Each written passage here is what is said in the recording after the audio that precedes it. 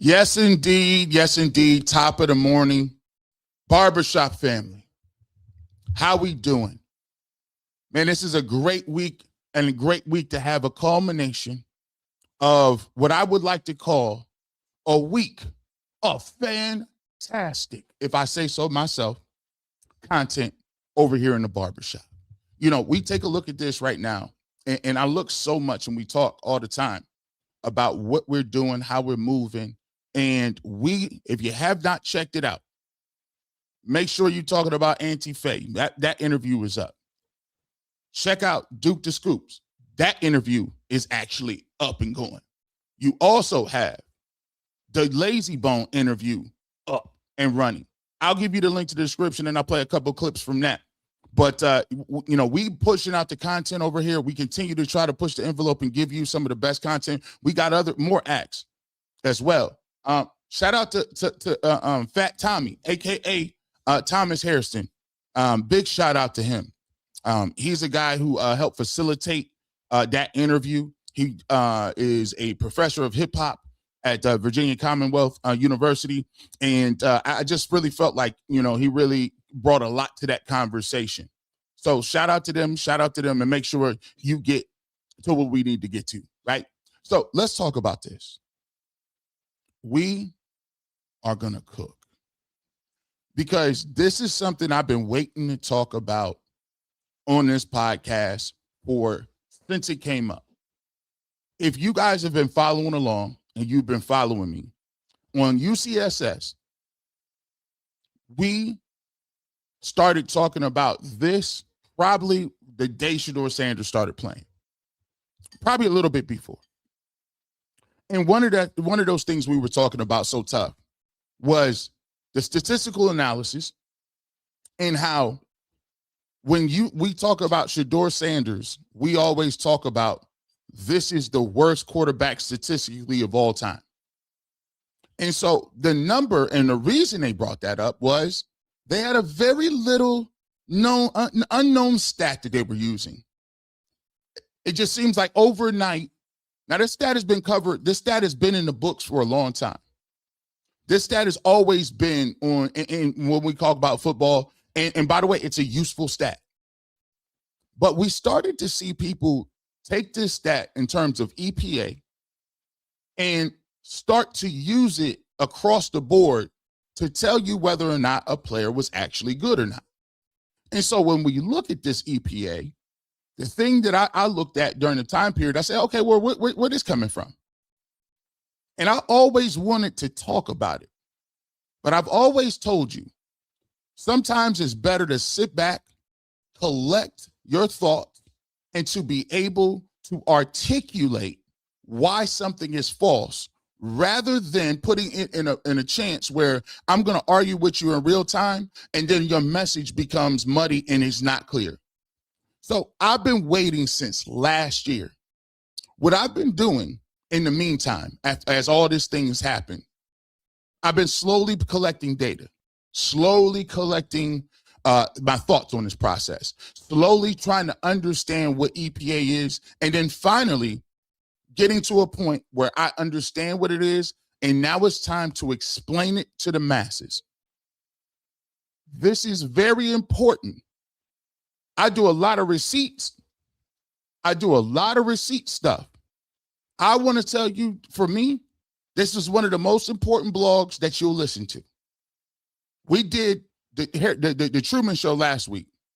This show was going to be important because the framework in which you use something could have ramifications longer and long-term because of the way people naturally accept certain things as if it's law. So I've been working on this topic for months. So after today, I want you to be able to walk away from this conversation, walk away from what we talked about in the barbershop, and have all the ammunition, have all of all of the data, the numbers, to fully understand what EPA is, what it does, and what it does not do. That is the goal. So as I start top of the hour, we need everybody locked in. This is one of them days where I need to see where the haters is at. I need them. I need y'all come on over here, because what we're going to do is we about to debunk a lot of stuff. If you talking about you a numbers guy, you didn't do the numbers like this, leave it to G. Bush and we'll get it done. You're listening to The Barbershop. You know what we about to do. Let's get ready to cook. Oh, yeah. Yup. Let's go. Let's get it popping. Your boy G. Bush right back here with The Barbershop. We got a great show planned for you today. First and foremost, we going to get to this. You know, it's a lot of people out there running around. Remember I told you a couple weeks ago? Remember I told you about it, actually it was a couple months ago, in terms of the divide and conquer tactics. The divide and conquer tactics that we talked about. You see, people been always about that life. People always, that's always been the goal. The goal is divide and conquer. The goal was always to put Shedeur Sanders versus Deshaun Watson. It's always to pose one person as something and pose as another person being something. And you know what I love about y'all in the streets, in the community, is y'all never stood for it. See, they believe that everybody that came over here to support Shedeur Sanders, that everybody is sitting here thinking Shedeur Sanders is a viable quarterback, and we excited to see what he can do as a quarterback, to be a franchise quarterback, potentially of the Cleveland Browns. What they thought you were going to do is be short-sighted. They thought you was going to have the same energy because they think y'all mindless. They think you just an angry mob of people going to and fro, messing people's days up. But you guys didn't fall for the tactic, because we would put you in a game. We put you up and said, you know how Dillon Gabriel just got kind of used as a sacrificial lamb? That was always the play. It wasn't the fact that Dillon Gabriel was so great. It was the fact that they was using Dillon Gabriel as a juxtaposition to then tear down Shedeur Sanders, saying, this is what you should be like, but this is what you are. And then once that thing fell apart, all of a sudden you looking around like this. What happened? What happened? What happened to Dillon Gabriel? Bro, what happened to him was we discarded him. You used him as a human shield.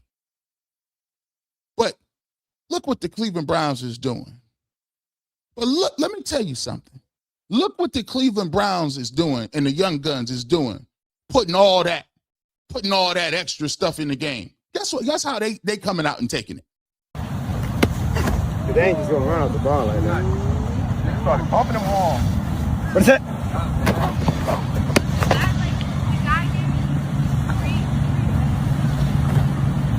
Ready, sir?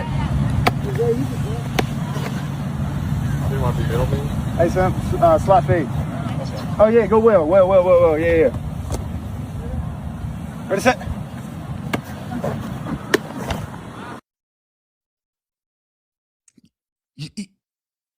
What? You see, I'm showing you this. This is what I'm talking about, young brothers. This is what we talking about, young brothers. This is the way you conduct yourself in business.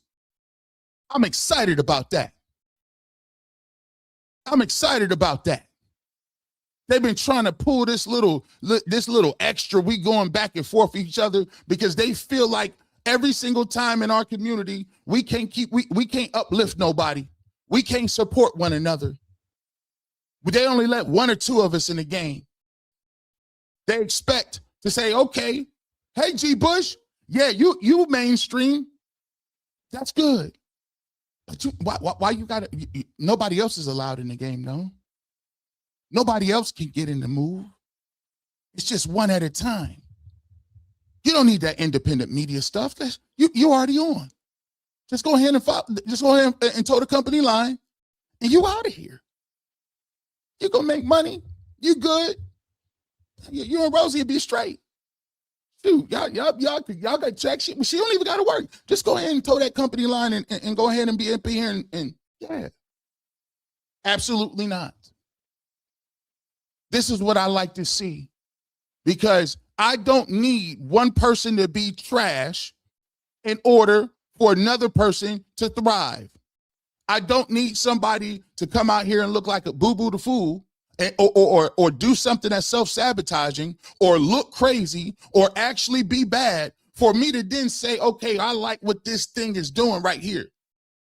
This reminds me of why I love the game of football, because the game of football is about those dudes in this locker room. I've never had no problem. I didn't see eye to eye with all of my teammates. I never see eye to eye with my teammates all the time when I was in high school and college. But you know what? That bond you have never breaks. That bond you have never goes anywhere. It just doesn't. And so when you see those people today, it's just like a brand new world. It's like every time you see them, you hug each other, you talk, and you could not see them in years. You ain't got to run across them every single day. But what the great part about this is that they're not buying into it. Shedeur Sanders and Deshaun Watson ain't out there. And you know what's so crazy? How many interviews you done heard from Shedeur Sanders and Deshaun Watson? Nothing. See, when they thought that they was going to put one above the other and they was going to get cocky. You know what they didn't? They didn't get cocky. They got hungry and went out there and worked to show that they're a team. All business. All business. Open them all. Let's go.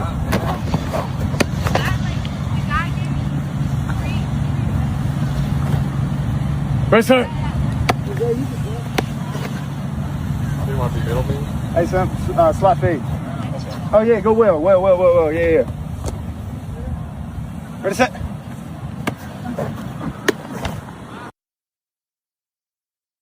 Yep. Let's go. They tapped in. Your turn, my turn. Let's get it going. Let me tell you something, man. That's the problem which y'all don't understand. I keep trying to tell y'all the main problem that y'all got with Deshaun Watson is this. Let me tell you how I feel about situations. Where I come from, I'm not a pocket watcher. I ain't no pocket watcher. Get your bag. A lot of the reason that people was mad at Deshaun Watson is the first thing they bring up is the $230 million guaranteed. Man, listen, get your money. Listen, let me tell you something. I done met Deshaun Watson's mom, his brother, his fiance, his management. And let me tell you something. They are tremendous, solid people. His mom is one of my favorite people.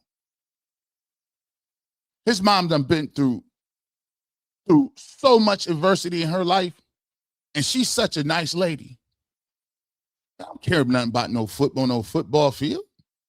Look, man, I hope you do well, and if you don't do well, the football has a way of replacing people who don't do well. But with that being said, I'm all for generational wealth. I'm all for what you're going to do to your community. Say what you want. Say what you want about Deshaun Watson and his play on the football field. But I was at Deshaun Watson's grand opening when he was putting his money back into the community. Right in the street, the inner city street. The inner city street. Remember what I said when Shedeur Sanders pulled up and said, you know what? I'm going to go to the high schools. I'm going to pull up in the projects. Deshaun Watson put his money right back into the community. He could have got a little restaurant and put it in one of the nice areas. Now, he brought jobs. He brought economic stimulus to the community. So for me, you sitting here talking about $230 million, man, I ain't pocket watching nobody. I salute you. See, it's a lot of people that's running around here talking about what somebody ain't worth or worth. Notice the way I work. There's probably a lot of people in this industry that make more money than me. Wouldn't you think so? There's a lot of people that have been in the industry, in the game before I even got here, right? Wouldn't you think that? How many times do I sit up here and go around talking about people who I don't even think is that good, who I don't think is more hardworking than me. They don't put the same level of effort in as me. They don't got the same movement as me. They don't grind like me. The quality ain't there. How many times do I call people out and say, you know what? You getting paid way too much money to sit up here and not say nothing thought-provoking. Never. And you know why I'll never say that? Because it ain't got nothing to do with me. I care about what I'm doing, what I'm putting down, how I'm moving. And guess what? God is the one who gives everything. He got the ultimate stimulus package. If he want me to have it, he gonna give it to me more than you anyway. So why do I got to worry about what you got to pull you down in order to inflate what I'm doing?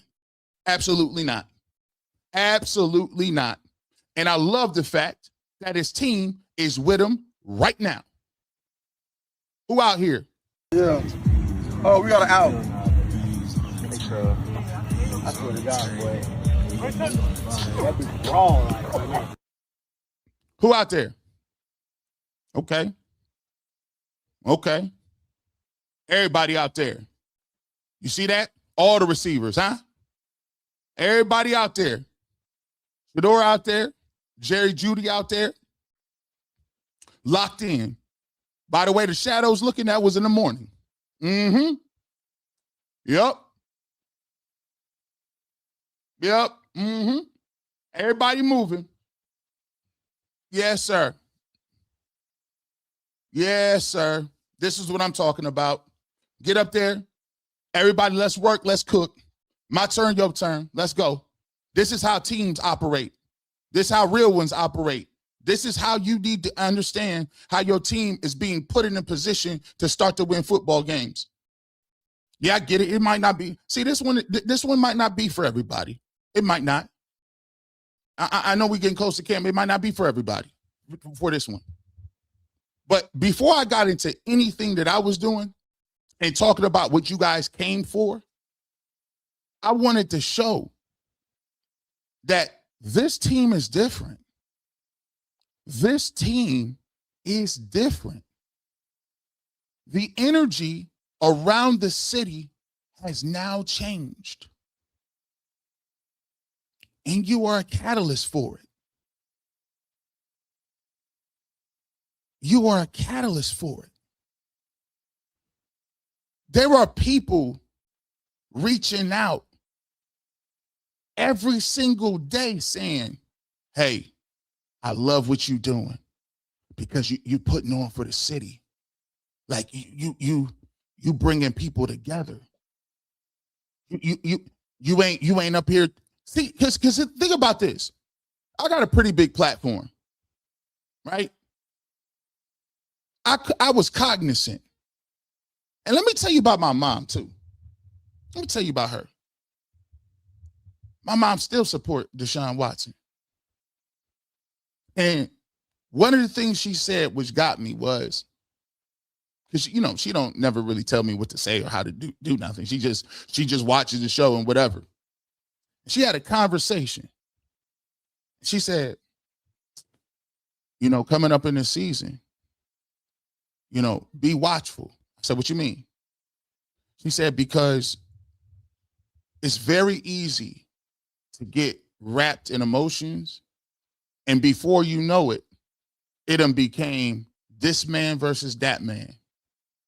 This person is better than that person. When we must remember that all you want as an individual and as a person is an opportunity to show what you can do. And it hit different to me because she's one of the biggest Shedeur Sanders, supporters in the world. She stayed up late to watch Colorado games. She still watched Coach Prime in Colorado every single Saturday. But she told me to be clear. Don't get up there and start doing the extra. Don't get up there and pile on that man. Don't get up there and tell him he shouldn't be able to get an opportunity.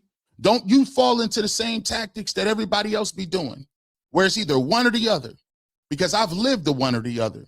As a matter of fact, I've lived in the quota system. You got one dude, you got one person. We're going to let one person cook. I call it gatekeepers. I call it gatekeepers. And we ain't having none of that. So I felt like that energy was there. I felt that energy that these guys is translating. Watch this. Watch this. Let me show you this. Make sure y'all get this too, because I got to get it. I got to get it. Here's how I know the energy different. Hip-hop legend Lazy Bone. I did the interview. Matter of fact, if you haven't watched the interview, please go check it out. It is a beautiful conversation with somebody who literally is from the trenches. He literally is from the trenches in Cleveland.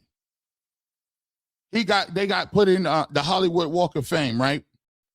And the crazy part about it is, if you from Cleveland or you understand Cleveland and you take a look at this, this is a beautiful picture of how people in Cleveland came to support him. East 99th Street in Cleveland. You see that? That's a literal place.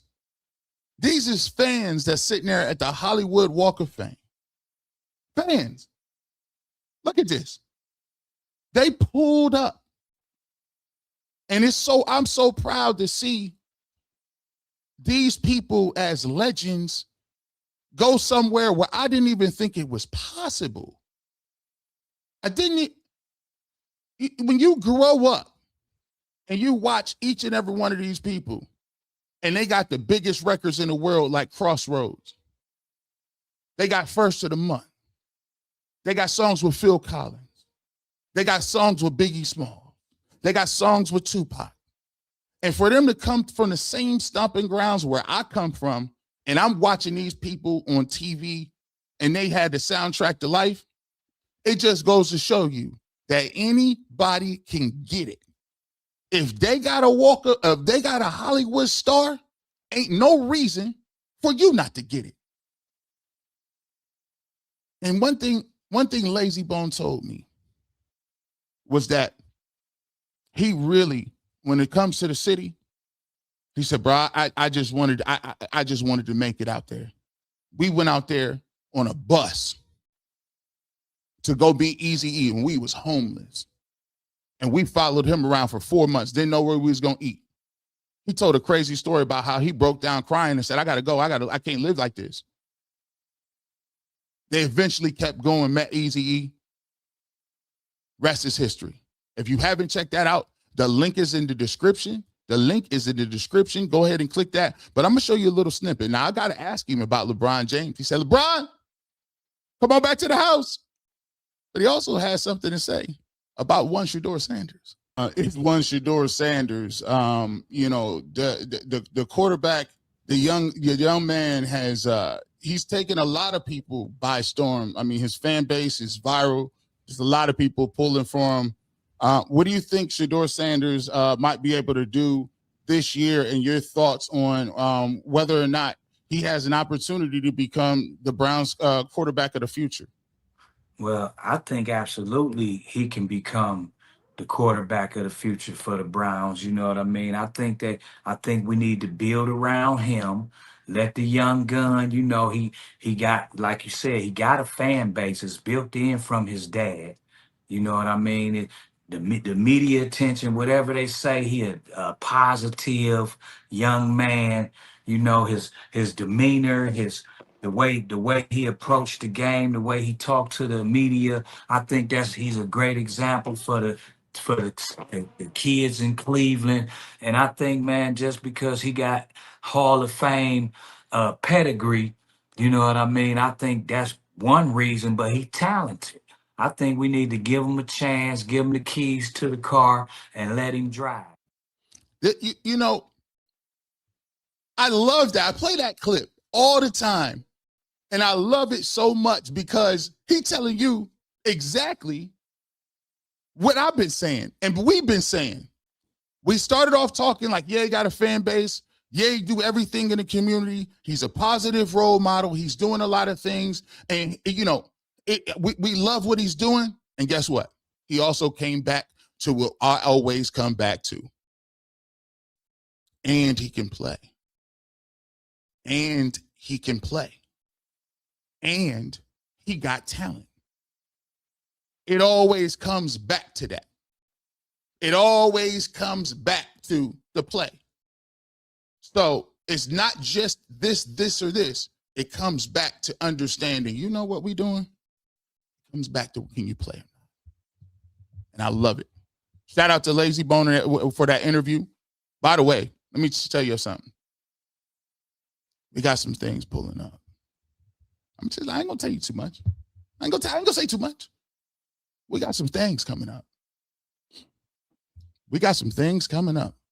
By the way, let me tell y'all this too. This would not be possible, and these types of interviews would not be possible if you guys didn't show your support. Let me explain. I always ask you guys to tell me who you want to see.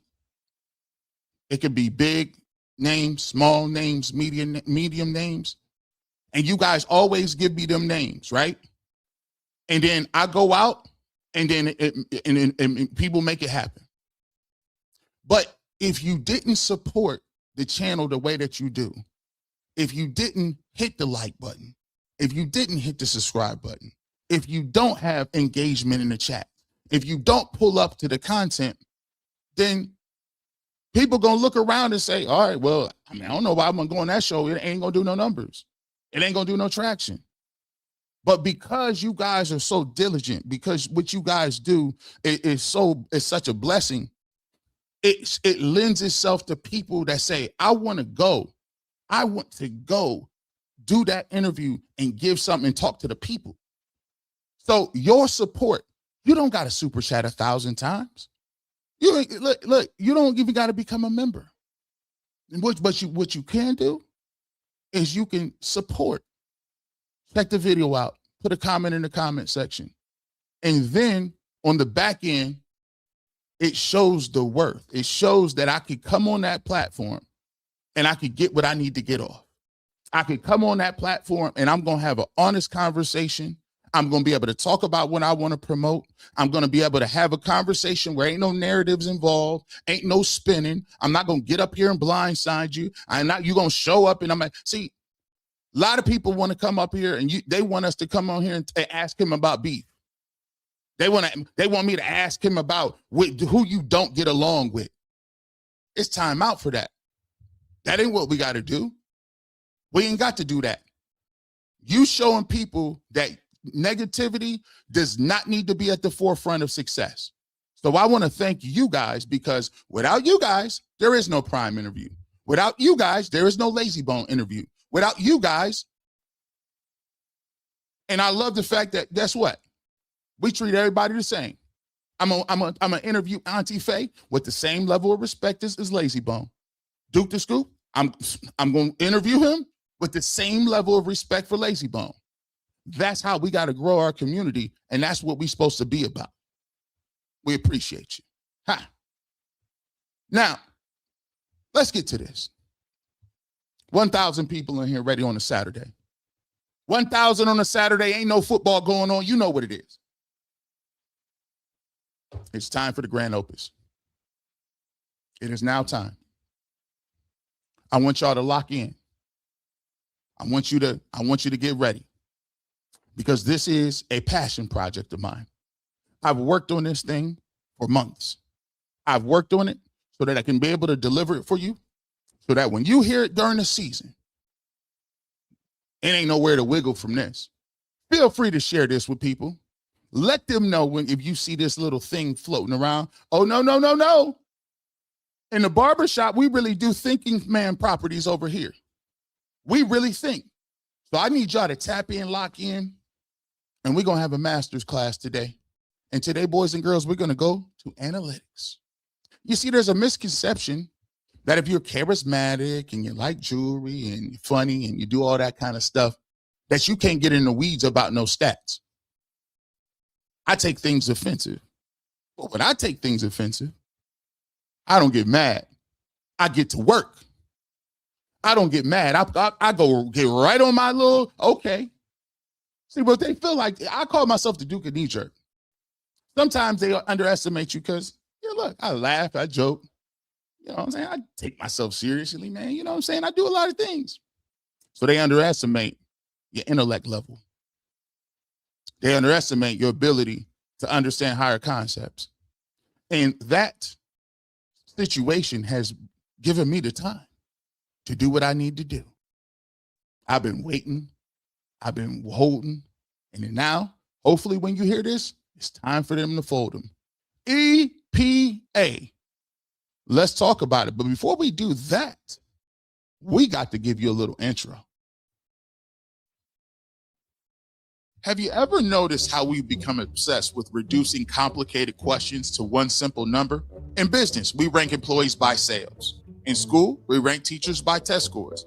In hospitals, we measure doctors by patient outcomes. In the stock market, investors chase charts and percentages. And in football, we become increasingly obsessed with one statistic: expected points added, or EPA.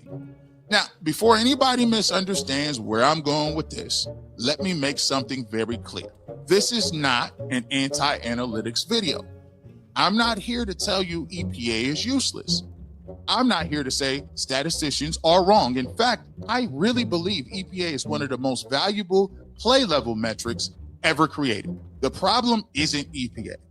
The problem is how we've started using it. Over the last several months, I've watched analysts use EPA as the final word on quarterbacks, especially when discussing young quarterbacks like Shedeur Sanders. They'll point to a ranking, cite a number, and confidently declare what a quarterback is or isn't. I've intentionally tried to stay out of these conversations, not because I didn't have an opinion, but because I wanted to understand the statistic before I criticized the people for using it. I wanted to know exactly what EPA measures, what it measures well, and what it doesn't measure. Perhaps most importantly, what questions it was never designed to answer. Because there's a massive difference between measuring the value of a football play and measuring the talent of the player involved in that play. Those are not the same thing. Imagine you're evaluating an employee at work. At the end of the year, you discover one salesperson generates twice as much revenue as another. Does that automatically mean and make them the better employee? Maybe, but maybe they inherited the company's biggest clients. Maybe they had the best territory. Maybe they had a larger budget, better support staff, an easier workload. Meanwhile, another employee was handed the toughest accounts, the smallest budget, and spent half the year fixing problems someone else created. Those final numbers tell you what happened. They don't necessarily tell you why it happened. That's the central idea behind today's discussion. EPA tells us how much a play increased or decreased an offense's expected chance of scoring. That's an incredibly useful piece of information.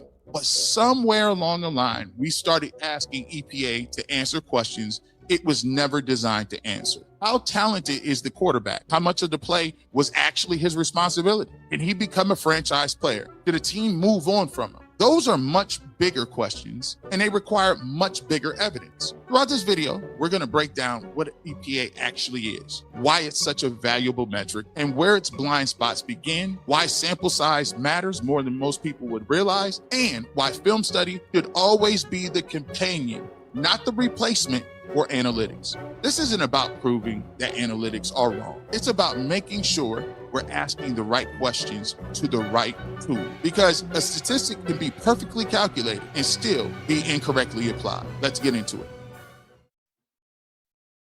And we are off, boys and girls. Welcome to Professor Bush. I am your professor of analytics, propaganda, and the ministry of truth. Today, we will get into EPA. What I would like you to do before we start today's lecture, please feel free to get a scrap piece of paper and note and take notes for this.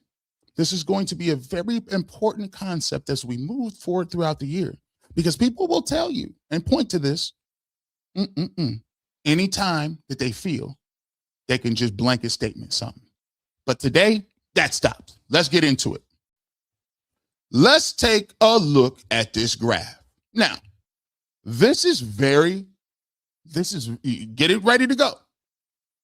Before we can start talking about anything, we must educate you on how it actually works and is calculated. A lot of my problem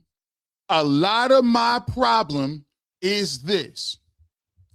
When you guys are trying to discuss EPA, you guys never seem to explain it. I ain't heard nobody explain how it's calculated. I ain't heard nobody say this is how it goes into it. I ain't heard nobody say, well, let me take a look at this and break this number down and show you. They just say EPA, bad quarterback. And if you want an example of this, let's take a look at this one right here. Let's take a look at this one. This sets up the whole premise. Kind of sounds like this. I genuinely don't know how people can defend Shedeur Sanders, because when you look at the numbers on a basic level, he's one of the worst quarterbacks we've ever seen. But when you look at the numbers on an advanced level, it tells an even worse story. He just was not good playing football last year. FTN Fantasy released their inside the pocket versus outside the pocket EPA per play chart. And when you look at it, Brock Purdy, Matthew Stafford, and Jordan Love were all highly effective when it came to creating plays in both situations last year. But when you look at the bottom left corner, which is where Shedeur Sanders is, he is in a league of his own, being terrible inside the pocket and outside the pocket when it comes to EPA. That's worse than Spencer Rattler, Joe Flacco, Geno Smith, Justin Fields, and even, as we know him as 9, JJ McCarthy. I think Shedeur Sanders has some upside, obviously. He was a 5th round pick, and you're probably going to get more than 5th round value out of him because he's going to be the starting quarterback at some point for the Cleveland Browns. But when you look at these numbers, in no world should Shedeur Sanders be your starting quarterback week 1. It just simply shouldn't happen. He wasn't ready to start last year. He's not going to be ready to start this year. Deshaun Watson is the guy. He's not a guy, but he's the guy that the Browns need to start at quarterback because 1, he's better than Shedeur, and 2, they're paying him a boatload of money and they've gotten literally zero value out of that money. So, not picking on this young man. Shout out to him. Not picking on him. A lot of the take that we hear sound a little bit like that, right? A lot of the takes we hear sound a little bit like that, right? We kind of get that. Usually when they talk about EPA, they explain where he's at, drop back pocket, inside or outside of the pocket. But what they don't tell you is exactly how it's calculated, what goes into it, and then go from an analytical approach to point by point, analyzing whether or not this statistic is something that actually translates. Now we get to this. How is EPA calculated? EPA measures how much a play changes an offense's expected scoring value. They have 3 different metrics that go into it. Pillars. Before the snap, the play happens, and then after the play. In this case, in this scenario, it is 2nd and 7 on your own 35-yard line. EPA will then, through its algorithm, give you a point percentage of expected points before. So they're gauging. If you have the ball 2nd and 7 on the 35, you have a 2.3 points that you're expected to get, right? The expected points model. It goes through, and these are the inputs that they take to get that number. Down and distance, field position, time remaining, score differential, the quarter, timeouts remaining, and the possession. The model uses the game situation to estimate how many points the offense is likely to score before the drive ends. So it's like predicting the future a bit. Let's go to number 2. The play happens. So 2nd and 7 on the 35-yard line. Play happens.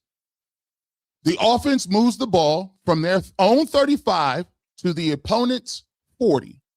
New situation, new expectation. So right there, 25-yard completion, they factor that in. After the play, after that original 25 completion happens, you have another part or expected point value. After that play, 1st and 10 on the opponent's 40-yard line. The expected points after the play is 4.1. So the model recalculates based on the new situation. Down and distance, field position, time remaining, score differential, quarter, timeouts remaining, and possession. The model reestimates how many points the offense is likely to score before the drive ends. So let's go down, boys and girls, to the bottom. EPA calculation. This is something that people won't tell you because I have a feeling they don't understand what it is. So we will break that down for you.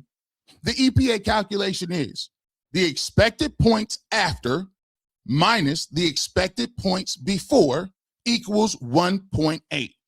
The play increased the offense's expected scoring value by 1.8 points. What it means is this: after you have something good happen, they readjust and say, wow, you're going to score more points.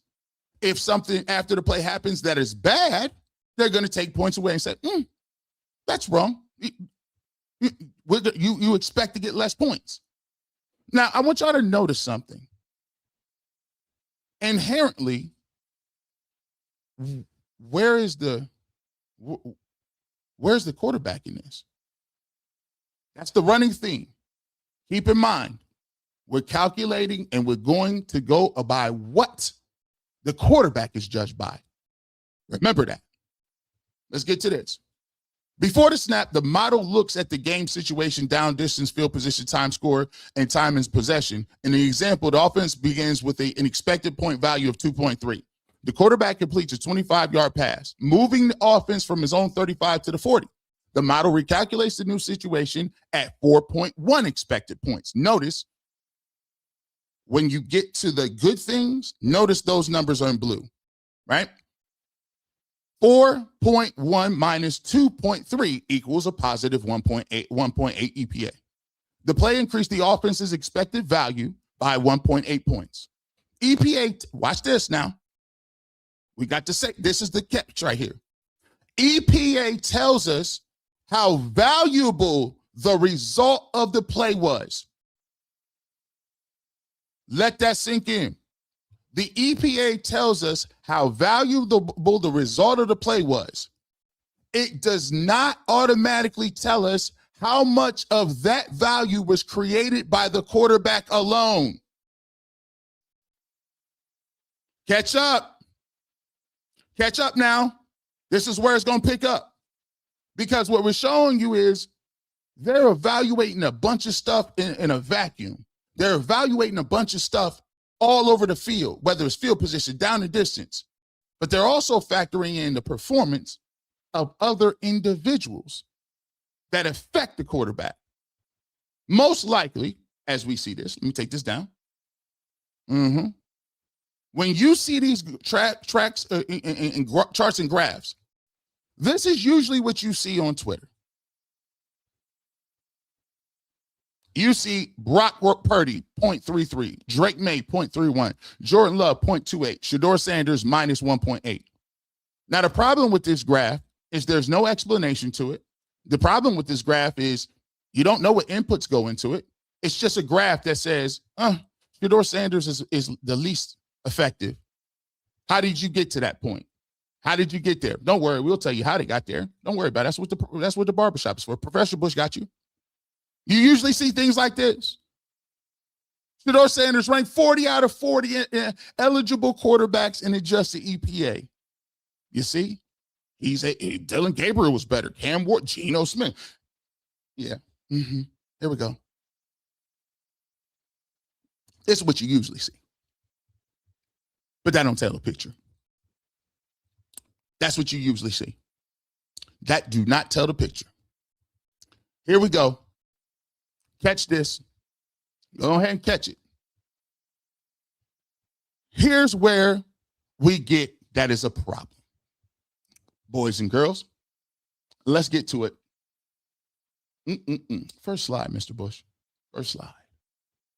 First slide. Boom.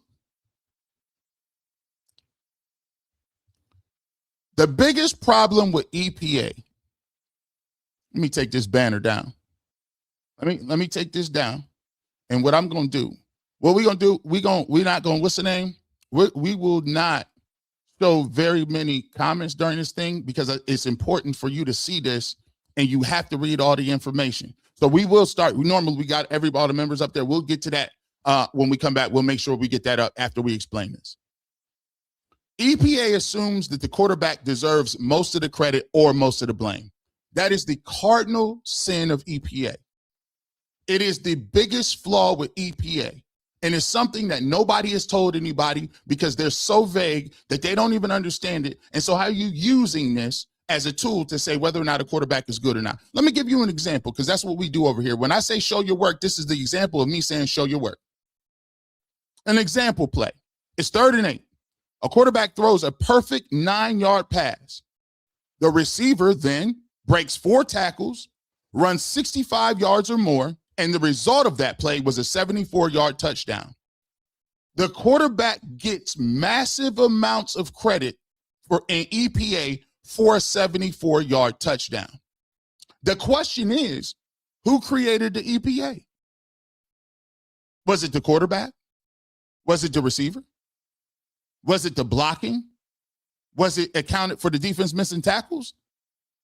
The reality is this. EPA only rewards the results. EPA only rewards the results.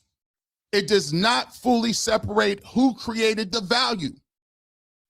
You notice the young man said Brock Purdy. Brock Purdy and all these other guys expected, Brock Purdy. Well, let's talk about this. Some analysts believes that Brock Purdy's EPA is great. Some think his EPA is boosted by, here we go again. We're going to continue to bring this back. Outside factors. Kyle Shanahan's offense. Christian McCaffrey is great. Deebo Samuel is cooking. He got a great tight end. He has another one in Brandon Ayuk and one of the best tackles in Trent Williams. The bottom line is a 70-yard throw can become a 65-yard touchdown. EPA loves it. Was it Brock? Partially, but not entirely. And the crux of the situation is this is what we call confirmation bias. I've been going back and forth with people all day and twice on Sunday about why they use franchise quarterbacks, and everything is about a quarterback. Everything is a quarterback. We are quarterback obsessed. You need one. You wanted to go get a gambling addict to put him on the team. You want dudes that never played nothing to be on the team. You always talk about quarterbacks. And the problem is you have an inflated sense of justification and admiration for finding a franchise quarterback that you'll do anything to find a stat that says, I need to get this. And you talk about it as if the quarterback is the end all be all. And EPA is a stat that you use, incorrectly so, in order to validate or invalidate a quarterback when everything that goes into it needs to be considered. Slide number 1. We're often cooking.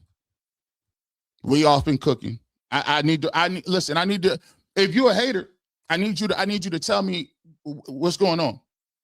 Don't give me talking points. I need to see what it is.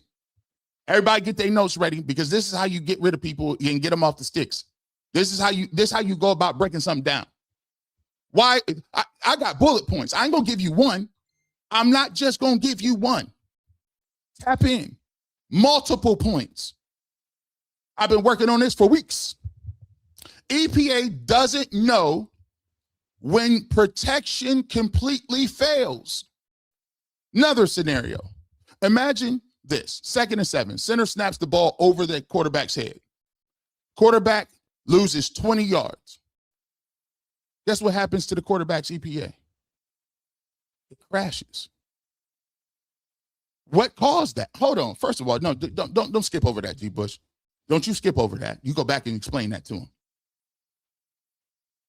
This is why EPA, and when people want to sound smart, you got to give them real world examples and why the heck this even count.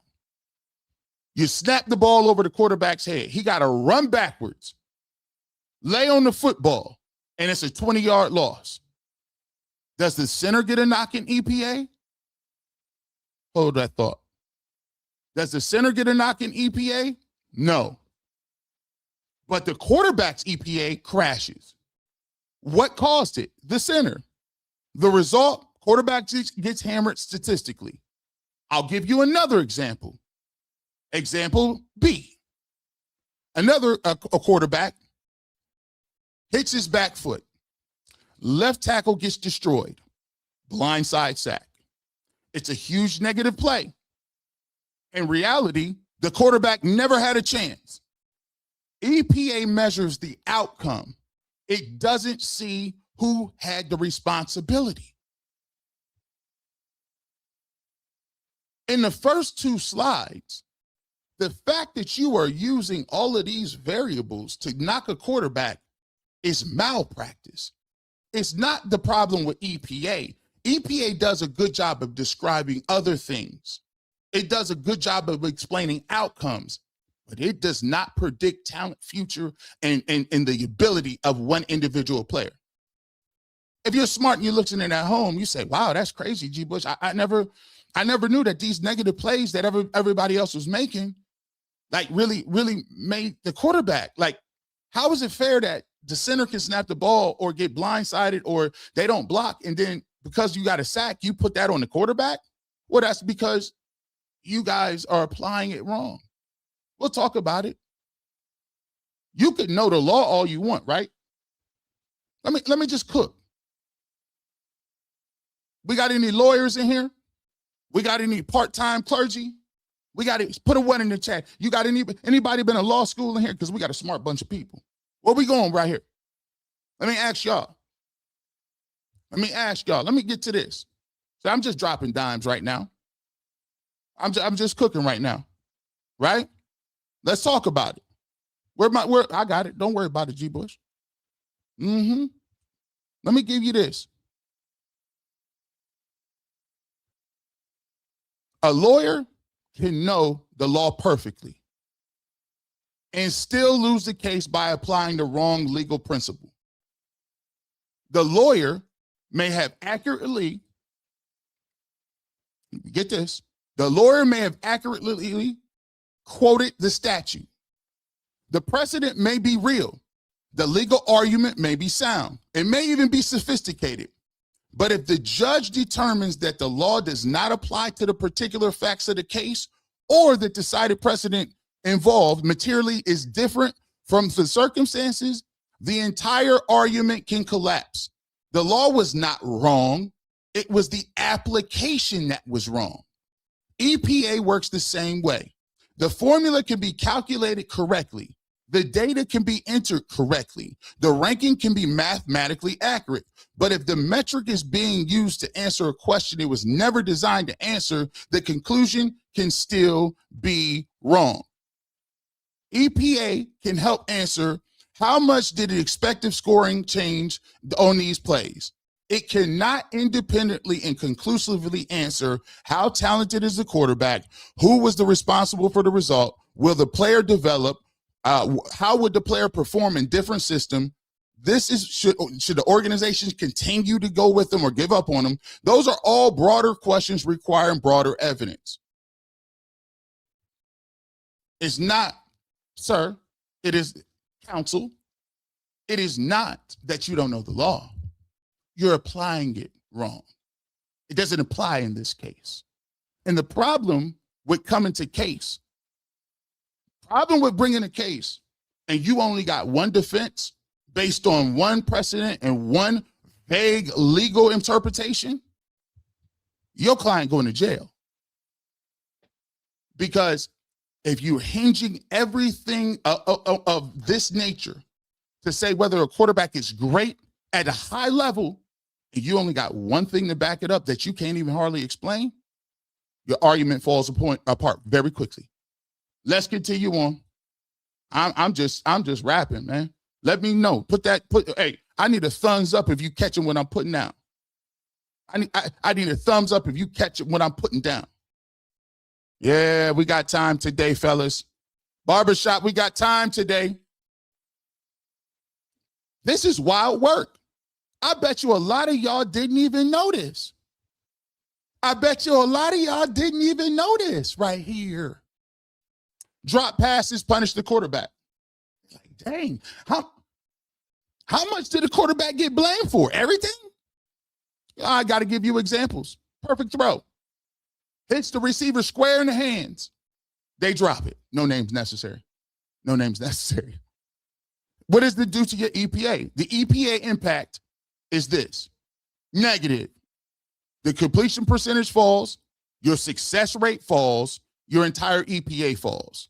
Quarterbacks actually made an elite throw. This is why EPA must always, in every sack, must be accompanied by the film. It must be accompanied by the film. Because when you look at the stats, and I don't understand how anybody can protect Shedeur Sanders, and he's not good. Look at the stats. Well, did you watch the game? Because if you would have watched the game, you would have understood that he threw a right pass right in Jerry Jeudy's hands. That should have been a touchdown. That didn't turn into an interception. Jerry Jeudy didn't get knocked for it. The quarterback got knocked for it. So how reliable is your statistics and data if you're not accounting for variables and you don't watch the film? Real world examples. Josh Allen, Justin Herbert, Matt Stafford all have seasons where receivers drop dozens of catchable passes. EPA treats those as failed plays solely on the quarterback.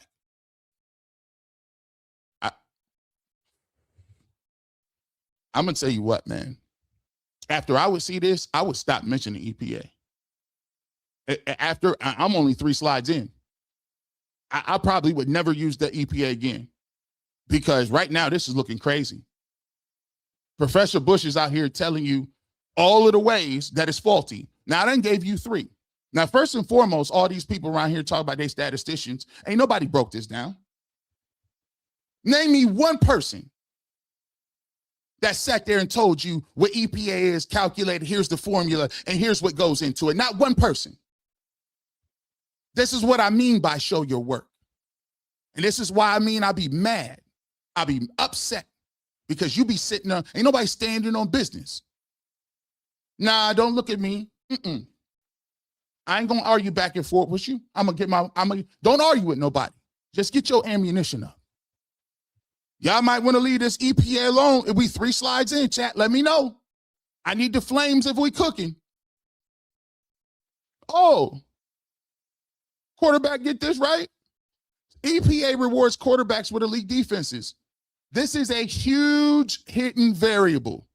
I done gave you hidden variables. Professor level. Imagine this. The defense forces turnovers all game.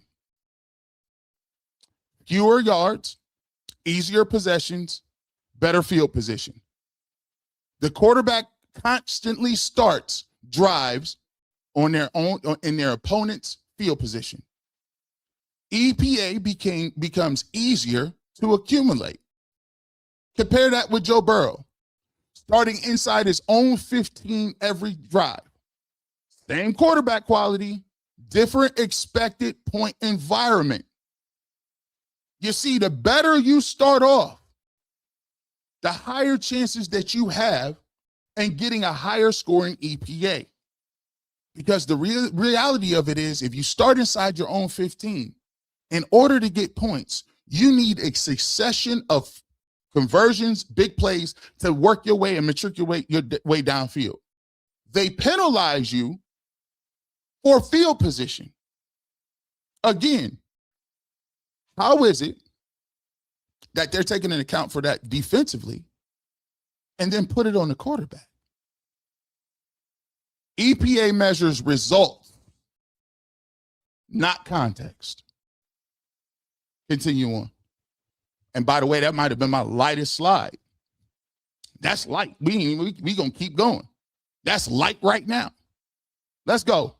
We still in it. Mind you, that's 4 examples. What else you got coming up, G. Bush? Short fields inflate efficiency. Imagine 2 drives. Quarterback A starts on his opponent's 28, throws 1 touchdown, his EPA dramatically spikes. Short field, easy points, EPA goes up. Quarterback B starts on his own 8, drives 92 yards, converts 3 third downs, runs out of time at the opponent's 5. EPA may actually be lower. What? Oh boy. Let me give you this again. This is why you gotta be pinpoint. Please, 1,300 people in here. If you don't agree with what I'm saying, how I'm kicking, and throw Shedeur Sanders out the mix. I'm talking about every quarterback. My problem with people is not just Shedeur Sanders, and this is Shedeur Sanders' argument. It ain't. It is the fallacy that we go about talking with such confidence. The thing that irks me a little bit is that people that don't take time to research these things thoroughly say things with their chest so tough. It's the worst of all time. You can't tell me one reason why. You can't even tell me what the formula is. Can't even explain it. But you stick your chest out because you done ran across the chart. Some chart that got graphs on it. No. Think about how counterintuitive this is. My defense then got a strip sack. We got the ball at the 28. We already in field goal range in their territory. You throw a touchdown, EPA spikes. The other quarterback, the special teams put him in a bad position because they let the punt drop inside the 10. The ball goes to the 8. That's on the returner. He has to catch that and field that ball and us giving up these yards. The quarterback B drives 92 yards. He converts 3 big-time throws of 10 yards or more on third down.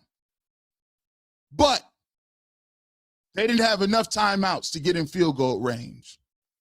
As a matter of fact, the ref held the ball too long. By the time they tried to get the last play off, the quarter or half or game was over.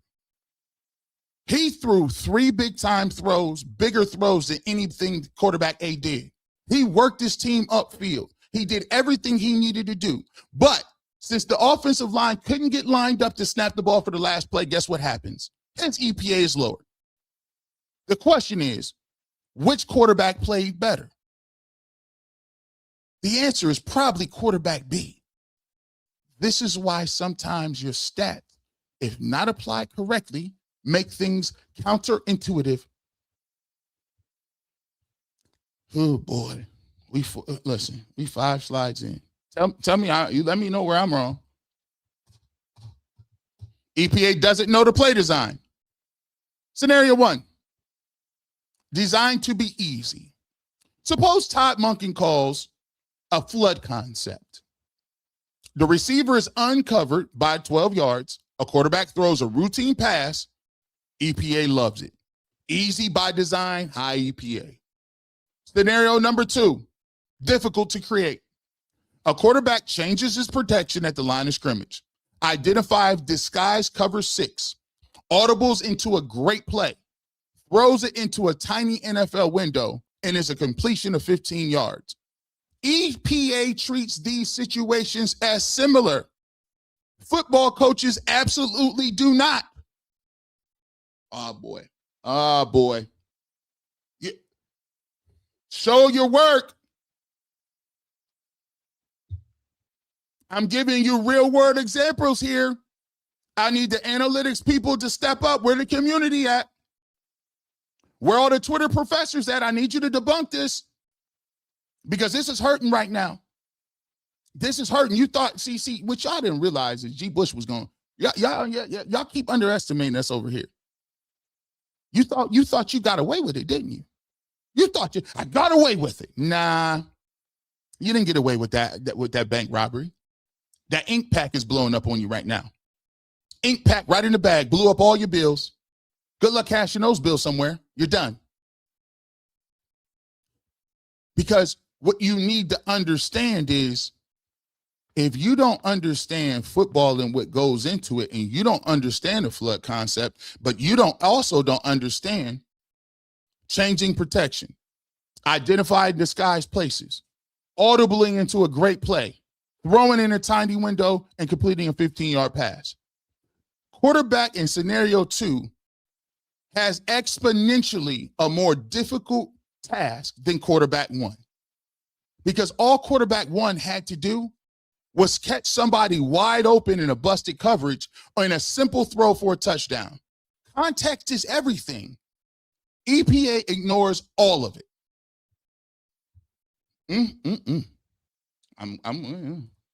Listen, maybe, I don't know, maybe we just, the EPA thing is getting crazy out here, man. Slide 6, we're 6. Oh no, I'm sorry, we on slide 7. Don't worry about it. Don't even worry about it. Here we go. We just kicking it. Now look, when you go lock up with people, let me tell y'all something. When you go to debunk stuff, you got to debunk totally. Go in and take no prisoners. I'm a defense attorney. We Johnny Cochran in this thing. Like, don't think we ain't coming in here to play kumbaya. We coming in here to tell you and tell the folks what's really popping. I'm not going to give you one rebuttal. I'm going to give you 12, 13, 14 rebuttals with graphs, charts, all the above, and I'm going to explain it down to the people. Show me. Don't tell me. It's garbage that at time inflates EPA. Scenario 1, the fourth quarter, 2:31 left in the game. You down 28. You losing 42-14. You getting smoked. The quarterback completes a 12-yard pass, 11-yard pass, 9-yard pass, 15-yard pass, 14-yard pass. The defense is playing cover 4, giving away underneath throws. Your EPA skyrockets. The film says the defense wanted you to throw those completions. High EPA, low value. It's garbage time. Are you really saying that those throws are the same as quarterback B in this scenario when conservative play calling deflects EPA? You're winning by 17 now. 6:12 left in the game. You up 35-18. The coach runs a conservative defense. Or excuse me, the coach runs a conservative offense because they're winning. 35-18. 6 minutes, we about to run this clock and we're going to get out here with a win. The quarterback stats have fewer deeper attempts, lower risk approach, runs clocks, and avoid mistakes. The result, your EPA declines. The context, the coaches love the decision. EPA does not reward it. It's a lower EPA, higher value, smart, winning football. That is the reason why taking this number and all these things that go into it and saying, oh, he's the worst we've ever seen. So you telling me that the coach's play calling and conservativeness is on the quarterback too? You see, are you guys seeing a pattern here? I don't think a lot of these people even know what EPA is. Because if they actually knew what EPA was, they wouldn't come out and look so foolish when you presenting this as a quarterback evaluation tool. But I digress. EPA measures results, not game situation or intent. Boy, just letting y'all know. We just running it off. I'm confused. Hey, we're not done. We are not done. When we finish today, I hope we're finished with all of this. I want y'all should get on the internet right now. Dang, G. Bush got another one. EPA ignores difficulty throws. Throw 1, extremely difficult. A 50-yard anticipation throw into cover 2. It's high risk, elite processing, perfect timing, and a big time throw. But look at scenario 2. Wide open, drag route. The receiver was wide open. Little to no risk, simple read, routine throw. The result, both gain 18 yards. EPA says both throws are similar. EPA didn't see that dime you dropped EPA didn't see the film of what he had to do to get the ball off. All it did is look at the results. That's the blind spot with artificial stats. Is artificial stats don't understand the context of what happened.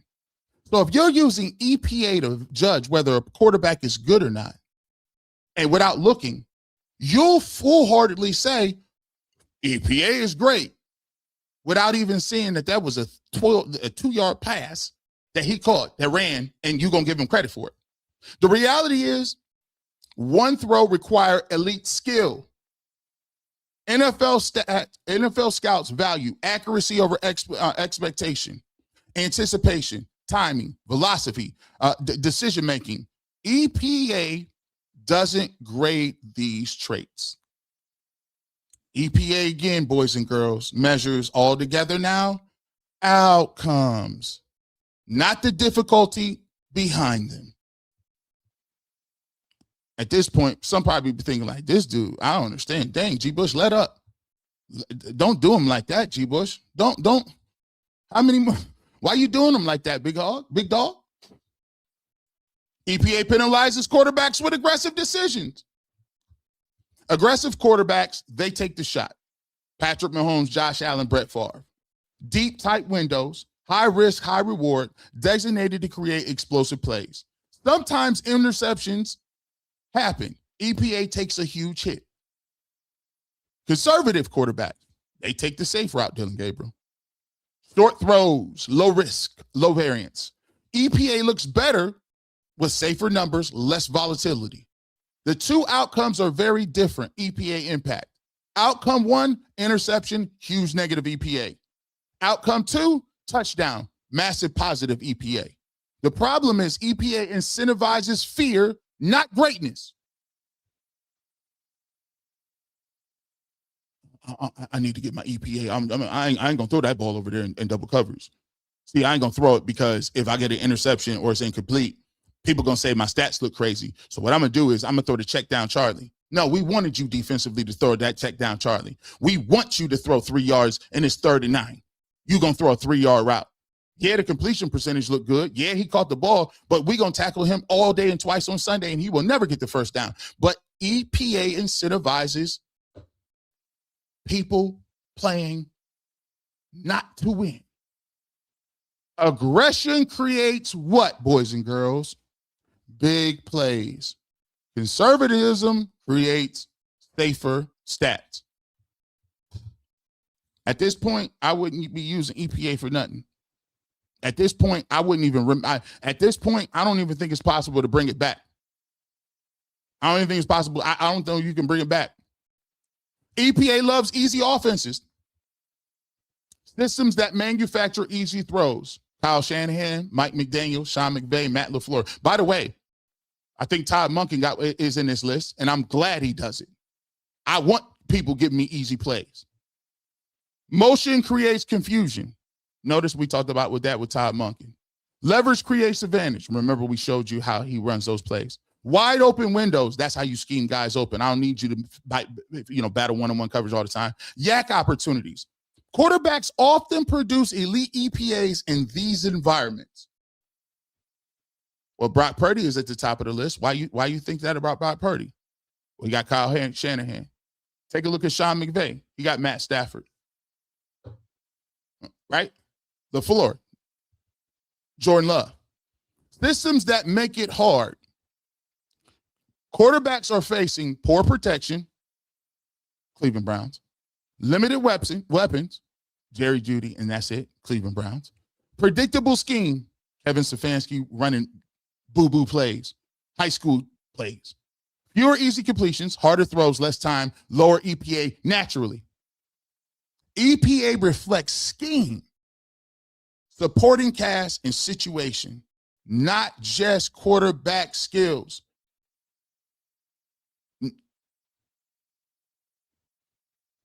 I don't understand. We're almost done with these slides because we got to get to something else. EPA struggles with quarterback development. The scenario, a rookie quarterback season, weeks 1 through 5, terrible EPA. Week 6 through 8, top EPA. So he's struggling and making mistakes in week 1 through 5. But as he continues to get more acclimated and comfortable, his improving play is starting to be elite, according to your numbers 6 through 18. The season average, mediocre EPA. The average hides the story. This is why you need film perspective. Because in film, you can say he's becoming a franchise quarterback. You can see the better decision making. You can see the accuracy improving. You can see the faster processing. You can see the confidence growing. Trajectory matters. EPA average doesn't show it. And I'm showing you the blind spot, boys and girls, with everything that we are doing here today. Because people are so lazy that they want somebody to tell them something without taking any critical thinking. They want. Was that?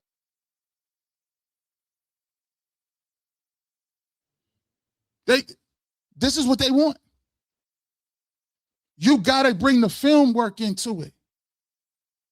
You got to get the film work into it. Season-long EPA averages high growth. Real-world example. Remember I told you about showing your work? I know that I know, boys and girls, we're gonna get to some multimedia stuff here in a second. But I needed you to see this. Because sometimes what they want you to do is run around here and talk all emotional. They want to put you in a position where you arguing about stupid stuff and people trolling. This is what you need to be focusing on. Sometimes it's good to get people with their excitement and going back and forth, but also you need some sustenance. You also need to understand the building blocks of what's going on, because if you don't understand the building blocks of how they're judging you or talking, you'll fall for anything. Without the knowledge and without digging deep into it, you allow people off the hook. You allow them to throw blanket statements on this, that, and the third and walk around confident. So yeah, we're going to get to the receipts, but this is the homework. And we will get to slide 11. Real world example, Jordan Love in 2023. Early season, he was shaky, low EPA. Late season, elite, top 5 EPA. His season EPA average underestimates how much he's improved. Notice this is all married to what I said throughout the season. There are times where you start and you can see the leaps and bounds from the day Shedeur Sanders came into the Baltimore Ravens game when Dylan Gabriel got hurt to the end of the season. You saw how much he was improving week by week. EPA measures production. It doesn't measure development. I don't know what way people, you asked me. Matter of fact, let's do it. He asked me. Now I'm gonna get back to 11. But now that you've been educated and now you see where we're going with it, we'll come back and finish it. But now listen to our friend again, and now apply everything that we've talked about for the last hour, and you can see how foolhardy this seems. I genuinely don't know how people can defend Shedeur Sanders, because when you look at the numbers on a basic level, he's one of the worst quarterbacks we've ever seen. But when you look at the numbers on an advanced level, it tells an even worse story. He just was not good playing football last year. FTN Fantasy released their inside the pocket versus outside the pocket EPA per play chart. And when you look at it, Brock Purdy, Matthew Stafford, and Jordan Love were. This is why you're so surgical, G. Bush. That so happens. Who have we been talking about? Well, boys and girls, we done talked about Brock Purdy. We done talked about Jordan Love in 2023. And we done talked about Matt Stafford. Right? Notice, when I come on the sticks and I talk about something, I'm not giving you no vagueness. I'm giving you concrete. I'm giving you an opportunity to rebuttal. I'm point by point. Point by point. So when you say this, think about how crazy this sounds. Think about how crazy it sounds. Start it over. I genuinely don't know how people can defend Shedeur Sanders, because when you look at the numbers on a basic level, he's one of the worst quarterbacks we've ever seen. But when you look at the numbers on an advanced level, it tells an even worse story. Question is, did you watch the game? No. Question is, do you know what the assignments are? Question is, do you know what the offensive line protection is? Do you know what route Jerry Jeudy ran? Can you name it? Do you know what the route combinations are? If you don't understand the context of any of that, how are you going to look at the stats? See, the problem with people that do this is this. Humans are built to want simplified answers. Human psychology wants people to do the work for them. They want to save time, energy, and effort. And you're trying to find a universal one all fit all number. So all you got to do is roll out of bed, look at this chart, drive down to the chart, see it's the lowest, and say he's garbage or he's not good. That's the problem.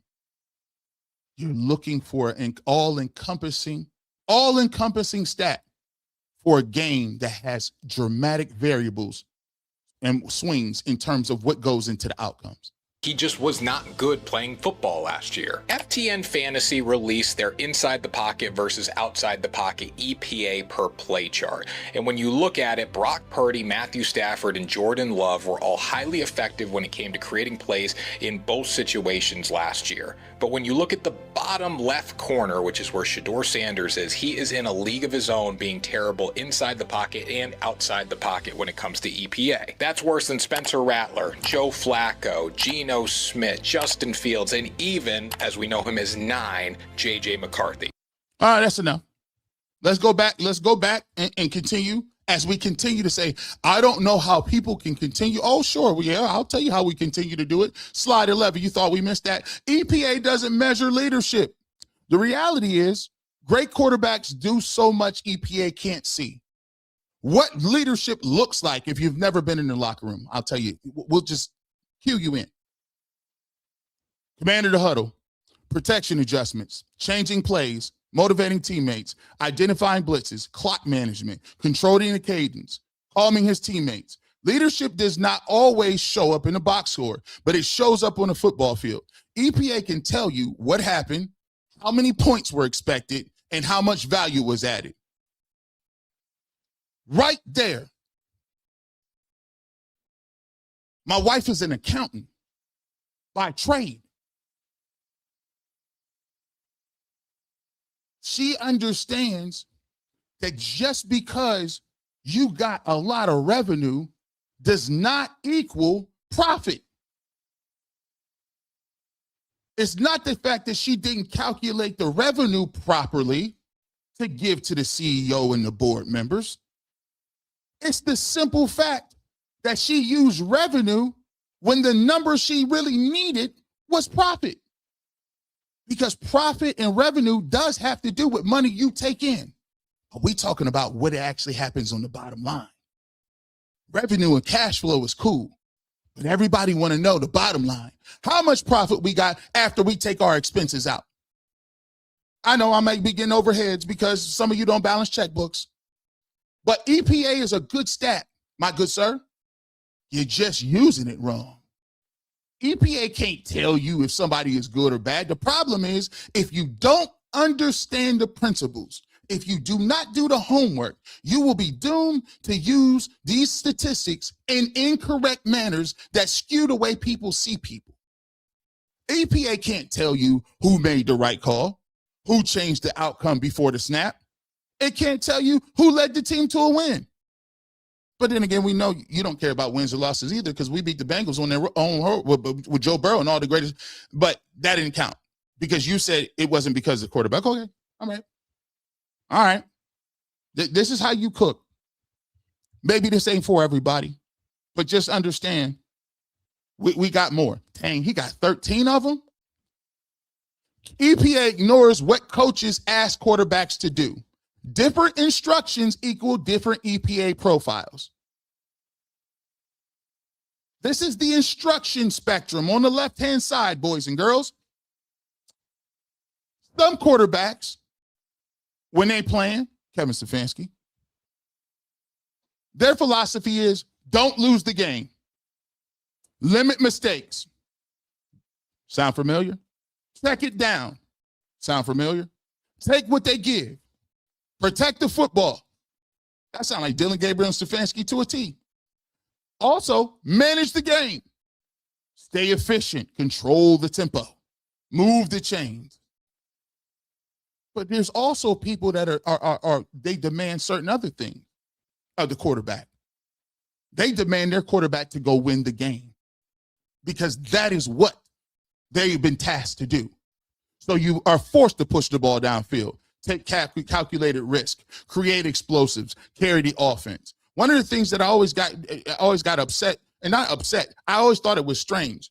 If the Cleveland Browns got Gage Laverdine and no offensive line, Quinshawn Judkins is not in the game, Harold Fanning Jr. is not in the game, and you got one of the worst play callers of all time, you talking about Shedeur Sanders got to keep the ball and protect the football. He can't. He got to go out there and make something happen. I don't care if Shedeur Sanders is dinking and dunking and we can beat 35-2. He got to make something happen. But EPA does not take into effect context that changes everything. Watch this. There's 3 different archetypes here. Alex Smith was a game manager. He rarely took risk, low turnover rate, limited explosives. He has an efficient EPA. He has an EPA profile of, guess what? Protect the lead.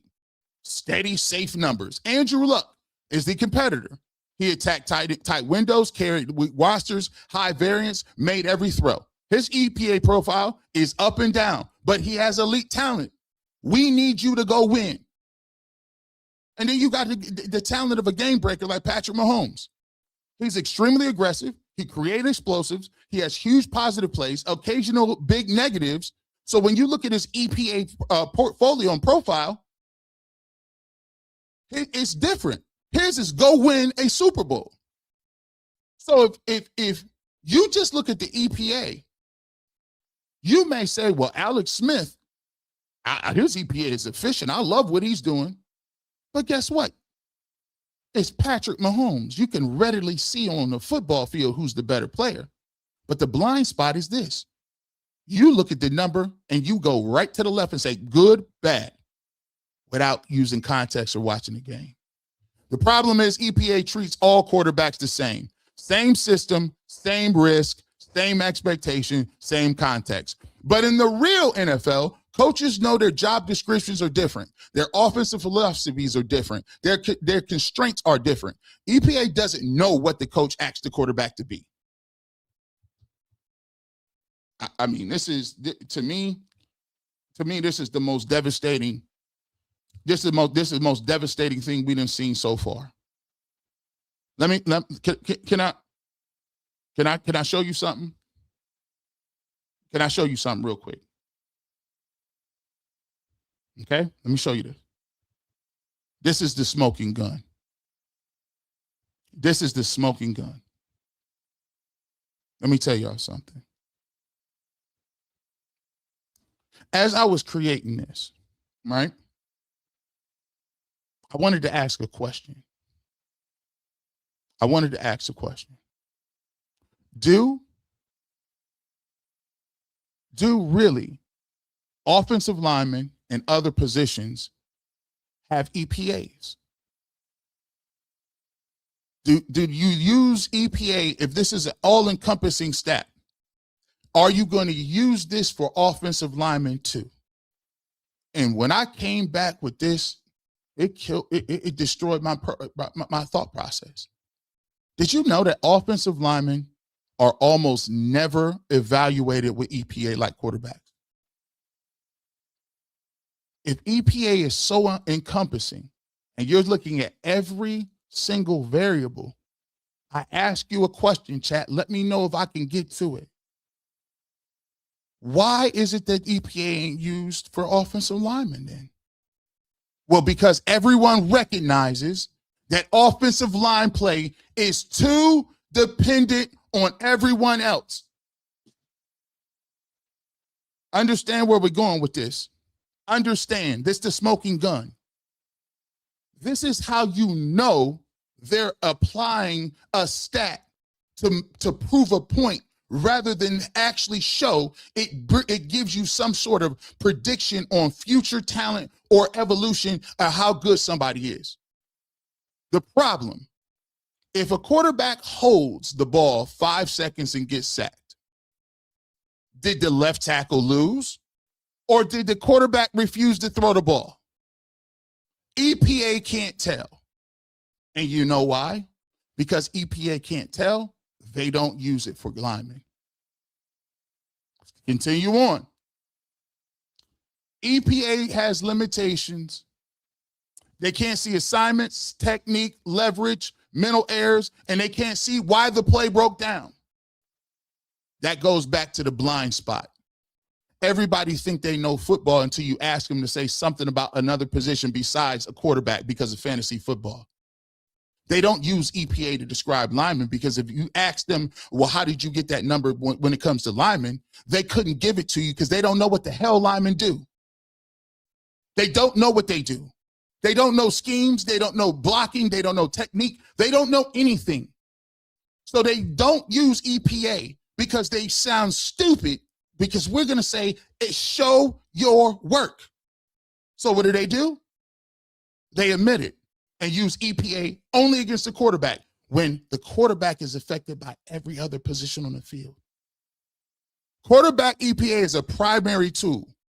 EPA measures offensive value on the play, offensive output, play results, field position, expected value. EPA is great for quantifying results, but it doesn't isolate the quarterback from the rest of the team. Offensive linemen need film work and technique first. Offensive line play is context heavy and assignment specific. Coaches rely on film and technical metrics, pass block win rate, pressure rate allowed, sack responsibility, run block success, assignment grading, film work, technique, footwork, hand placement, mental errors. It's about how, not just what. Almost all of this comes from film, not EPA. Coach's evaluation is the film first. They see the rep. They see the assignment. They see the technique. They see the effort and finish. They see what and why the play happened. EPA tells you what film, EPA tells you what happened on the play. Film, boys and girls, tells you why. That's why teams do not evaluate O-linemen with EPA alone, or in most cases, at all. Are you serious? Are you serious?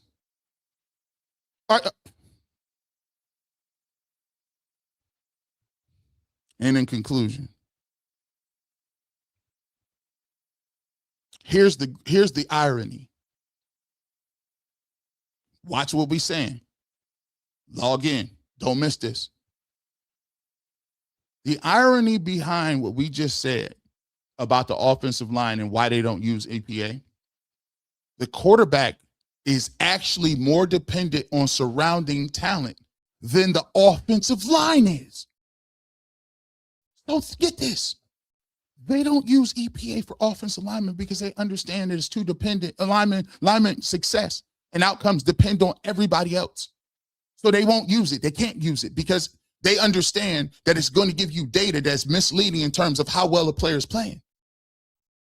But then they turn around and apply it to the quarterback position, and the quarterback position is more dependent on other people than even an offensive line. A quarterback's EPA can swing dramatically because of the following things: receiver separation, yards after catch, drop passes, pass protection, play design, play calling, run game efficiency, field position, defensive turnovers, and game script, right? EPA measures offensive play value, not just the quarterback value. Yet EPA is often treated as though it isolates quarterback's performance. This is the lie. This is what I keep. Here is the lie that is the underlying scenario and what we're talking today. EPA is treated as though it isolates quarterback performance. It couldn't be further from the truth. The truth is, EPA measures the result, not just the quarterback. The reality of an offensive play is a team effort. I don't expect you to understand or know this, but let's talk about it. The quarterback depends on offensive line. They depend on wide receivers and tight ends. They depend on play calling and play design. They depend on understanding what the opponent's going to do. You have to have a little luck and randomness here or there. The defense turnovers and stops. The game script, whether you're up or down.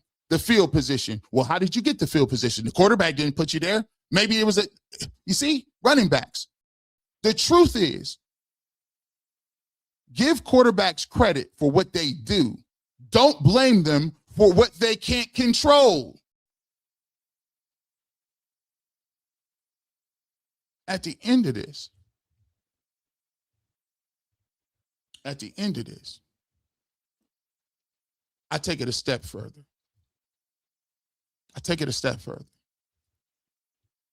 I only not give you why EPA is. Listen, this should be the last time. Listen, this should be the last time that we talking about EPA. It should be over. And when they talk to you about EPA, you show them. Not only does EPA not have context, you don't even know what it means. See, what I told you about showing your work was anybody can get on the mic and repeat something. Are you going to take that much time and energy to do it like that? Absolutely not. Are you going to take time to explain it to the people? Absolutely not. You somewhere hanging out. You somewhere kicking it. While you kicking it, we cooking it. Now, that's half the problem.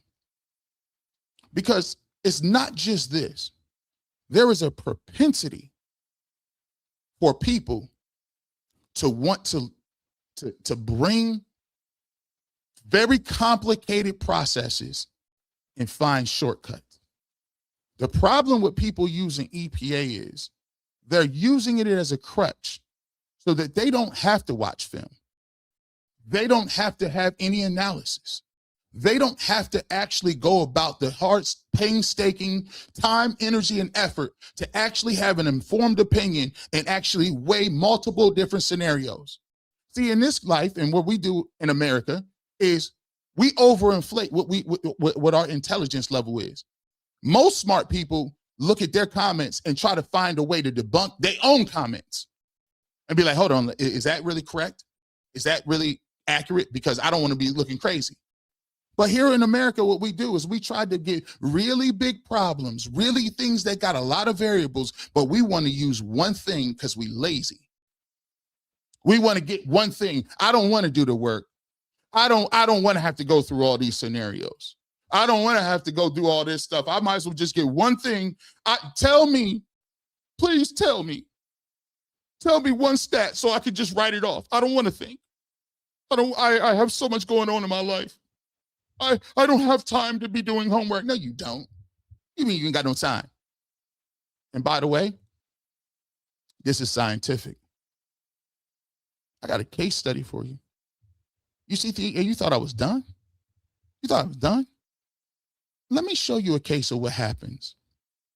Let me show you a case of what happens when you get people that are looking for a one-stop shop, end all be all.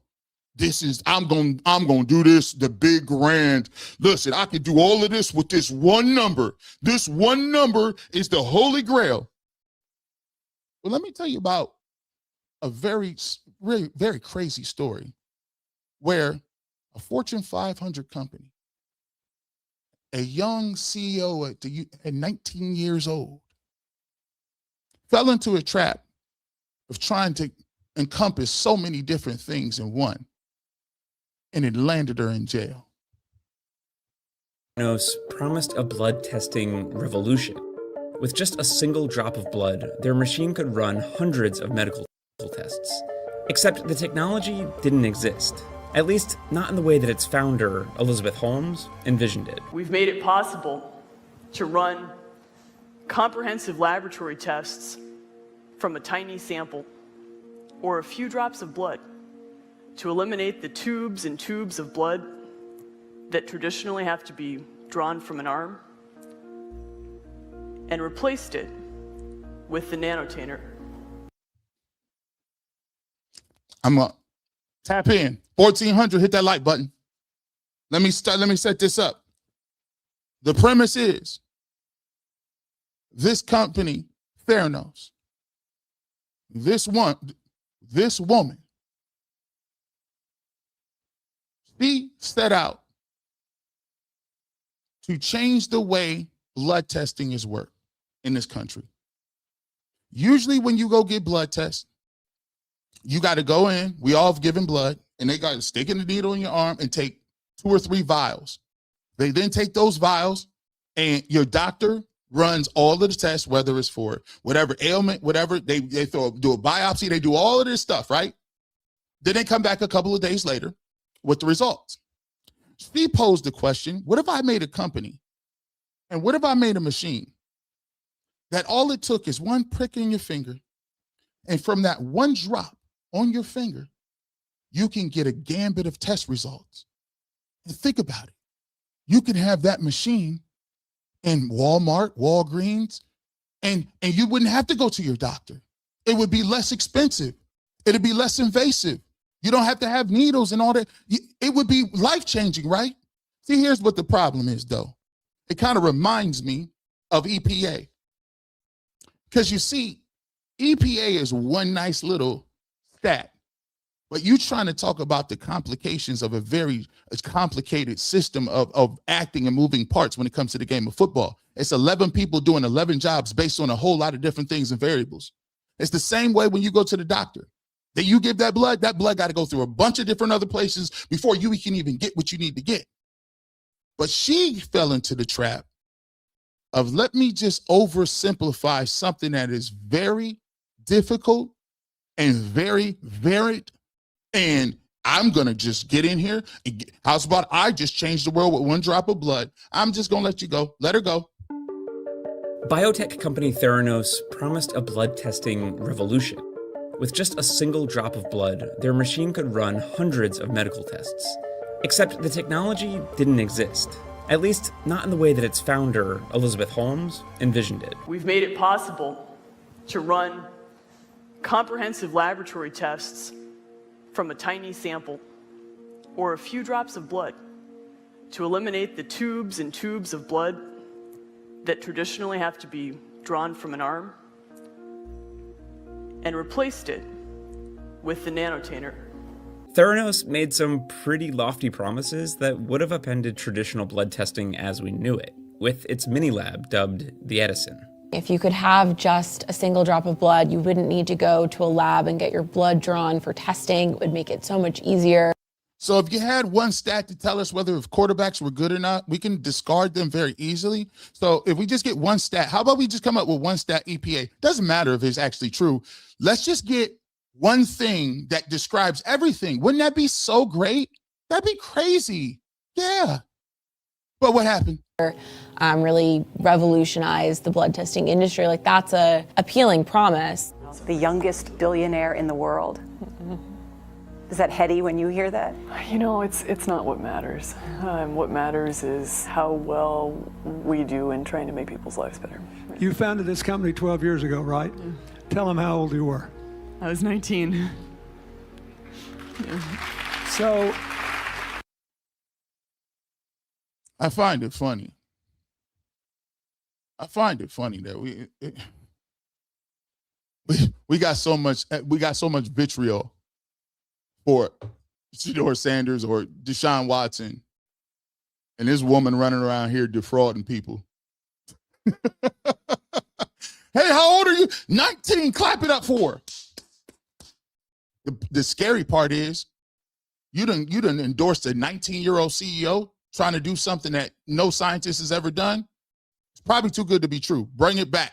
Bring it back. What matters is how well we do in trying to make people's lives better. You founded this company 12 years ago, right? Yeah. Tell them how old you were. I was 19. So, But Theranos also has its critics, and just this morning, the Wall Street Journal ran a pretty scathing article about the company, alleging that the company's proprietary testing devices may be inaccurate, and basically accusing Theranos of deceptive practices. What do you think's going on here? This is what happens when you work to change things. First they think you're crazy, then they fight you, and then all of a sudden you change the world. Nicole Wetzman is a health reporter at The Verge. She's spent time covering the Theranos trial from the courthouse in San Jose and explained to us why the blood testing industry even needed a company like Theranos to begin with. For a standard blood test, you have to go sit down and a lab tech will draw vials of blood out of your arm, and then it gets sent out to a lab, or some larger offices might have machines in-house. So Theranos claimed to be able to create a system that would kind of circumvent a lot of those challenges. So they said that they could have a tabletop doctor's office sized machine that could run hundreds of blood tests on a single drop of blood. You've said that the journal's reporting on Theranos has been erroneous and, quote, grounded in baseless assertions. The question the community has is, does this work? If you believe that it does, I'd like to hear you say that. I know it does. I actually don't think that our valuation is what matters here. What matters here is the integrity of our data. Oh, no. Nope. 1,300 people in here. Nope. Bring that back. Did you catch this? Did you catch this? Professor Bush, did you catch it? I'm into linguistics. Watch this. She says something.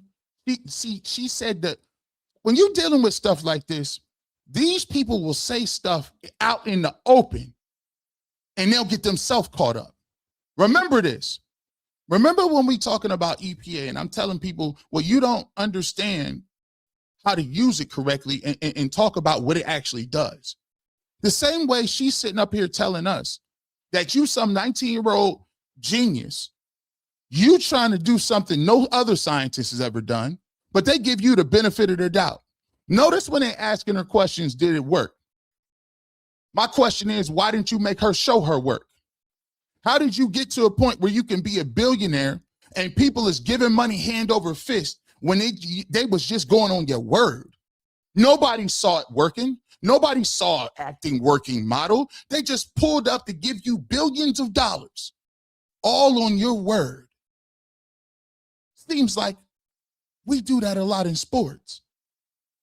Maybe the people in the building, or maybe I heard anonymous. See, she says that part out loud. She said it is not about the evaluation. It's about the sanctity of our data. Meaning that if you can own the data and you can own that, you can own truth. Look at the nature and the dismissive nature of saying, I said what I said, and since I say it with my chest, it means something. Remember, lock in. Look at her demeanor. Lady, you came up here getting millions from investors, lady. Now you gonna get defensive because we asked you to show your damn work. It's the problem. I'm doing, look, man, you say what you want. This irrefutable. I don't want to hear no more EPA because I'm showing you how this type behavior is rampant in all places. When you come to the barbershop, we educating on multiple levels. You're going to get economics. You're going to get some stories. You're going to get some math. You're going to get some science. You're going to get some culture. You're going to get all of that. Theranos blood testing. You up here, you worse than people going around selling snake oil. Because you want to believe EPA. Yeah, one drop of blood is going to do what? Watch what she say. Bring it back. Look at her. Look. On a single drop of blood. You've said that the journal's reporting on Theranos has been erroneous and, quote, grounded in baseless assertions. The question the community has is, does this work? If you believe that it does, I'd like to hear you say I that. know it does. I actually don't think that our valuation is what matters here. What matters here is the integrity of our data. But even from the beginning, pathologists questioned the accuracy. What I'm surprised about is, you look at the people in the room, and there's clearly been a lot of interest in your company. I would argue that a lot of that comes from the fact that there were these claims that were made that were very broad early on. 70 tests, the whole panoply of lab tests from a couple drops of blood, and the evidence that you presented fell far short of that. As you know, Fortune went all in on the Theranos story. I think we were the first magazine to put you on the cover. So it was kind of a shock to us to discover a few weeks ago that you're really only doing one test.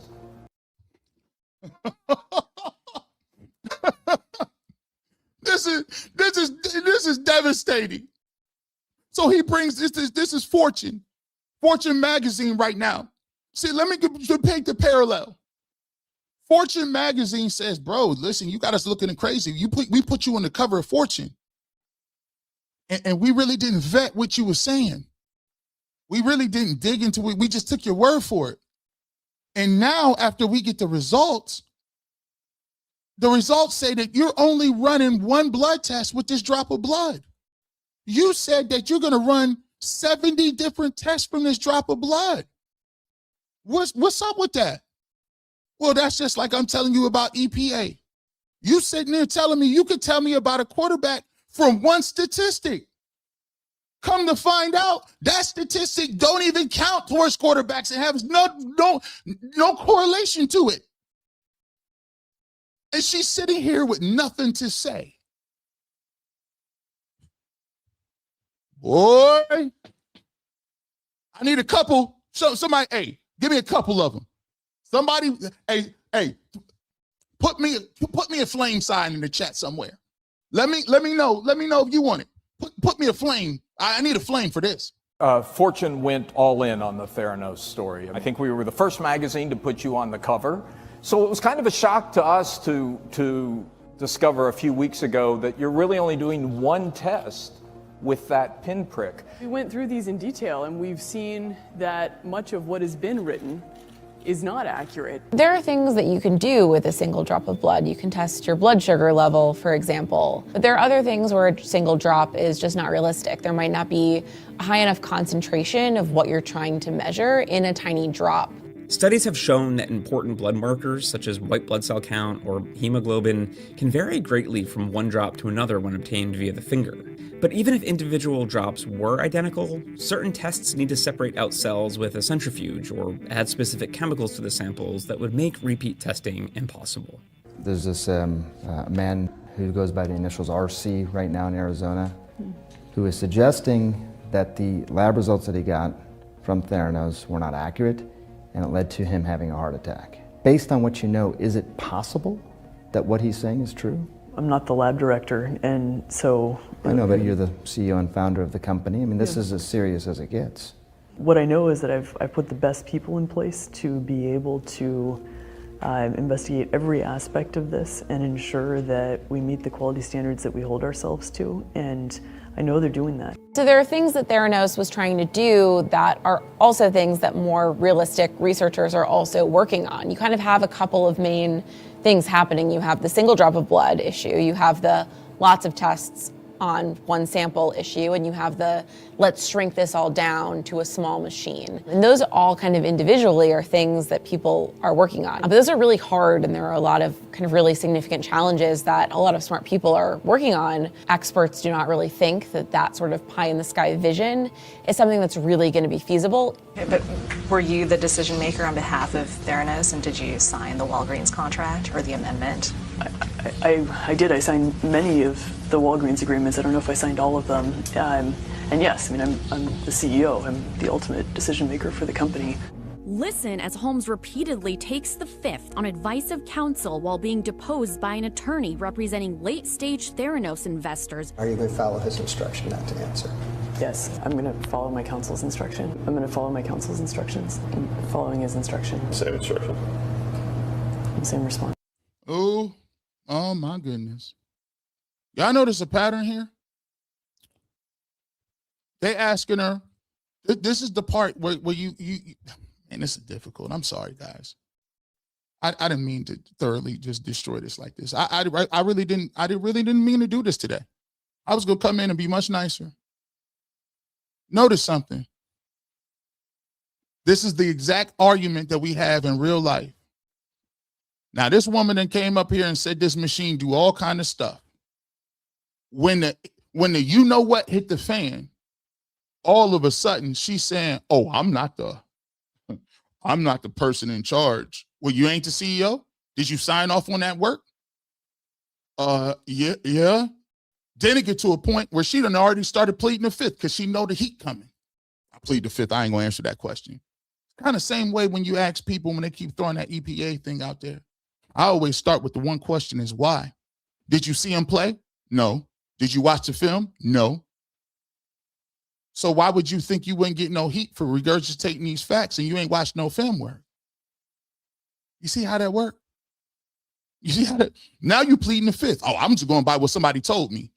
See, the difference between sports talk and corporate America and big money corporate games, if you lie, you can't stand behind somebody told me. They're going to bring you right into the deposition and say, no, you're going to stand accountable for that. See, I'm just in charge. I heard this from somebody else. That don't work in the real world. That only work over here in sports. I'm just going by what somebody told me. But in real life, when somebody tell you something and you act on it, you got a part of it, you going to jail. Oh, you going to jail? Is something that's really going to be feasible. But were you the decision maker on behalf of Theranos, and did you sign the Walgreens contract or the amendment? I did. I signed many of the Walgreens agreements. I don't know if I signed all of them. And yes, I mean, I'm the CEO. I'm the ultimate decision maker for the company. Listen as Holmes repeatedly takes the fifth on advice of counsel while being deposed by an attorney representing late-stage Theranos investors. Are you going to follow his instruction not to answer? Yes, I'm going to follow my counsel's instruction. I'm going to follow my counsel's instructions. I'm following his instruction. Same instruction. Same response. While many researchers had been trying to advance this technology in labs, a ton of buzz surrounded Theranos because it was telling investors it could all be done right now. According to testimony from the trial, Holmes was telling investors that the machines were already being used on military helicopters in combat zones. These claims... This woman that came up here and lied, talk about they already been used on military helicopters. This woman that came up there and told these people that these machines and technology already existed. You know the problem with this is? You know what the problem with this crap is I'm not mad at her. I'm mad at all of the people that's in charge, that's in power, that got billions, that own corporations, that's influencers, that's politicians, that's guys behind the scenes, the people who make your laws, the people who make your life every single day and make decisions whether or not you gonna do well, what your liberties are. These are the same people that let this woman sit up here and tell them a white lie, a bold-faced white lie. Just bold-faced, and didn't even ask. Hey, didn't even ask. If somebody says, I want $4 million, when you ask to see the results or let me see the machine, if you go back and watch the documentary, you might want to go back and watch it. She didn't even have a working machine, and she was getting millions upon millions in investor money. They couldn't even see the machine. But the scary part is somebody that is in high places in our country didn't even think that it was a good idea to even vet what she was saying. This ain't about football, boys and girls. This is an education on what our culture is. This is the reason why it was a lie. Would not only come back to haunt Elizabeth Holmes in her fraud trial, but they also had a chilling effect on other research being conducted in the field of blood testing. Folks who are working on blood testing technology and trying to shrink down tests or do more with less had trouble getting funding or interest because investors said, well, Theranos has already done this, so why should we invest with you? And then when it came out that Theranos couldn't actually do what they said they were going to do, you had sort of the opposite problem where people would say, oh, but isn't that all just a scam? And so that made it harder for people to attract funding for their more realistic projects. And because of this, everyone will remain highly skeptical of any new advancements in the blood testing industry for years to come. Like anything in science and medical technology, you're going to see progress and you're going to see kind of iterative innovation. But what we're likely not going to see is someone pop out of the ground with a device that's going to change everything. You know, science is hard, and we want to be careful with how we move forward and make sure that the progress we're making is actually real progress. Elizabeth Holmes is now a convicted felon. A jury found the former biotech CEO guilty of 4 conspiracy and fraud charges for swindling her investors.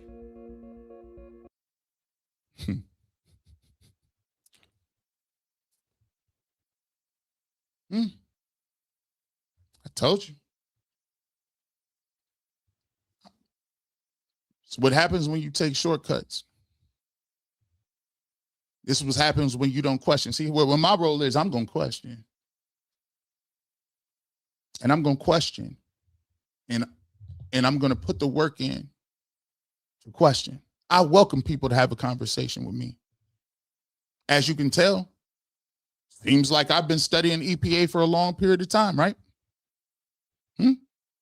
Haven't I? They're like, "Dude, this is thorough, G. Bush. I can't even lie.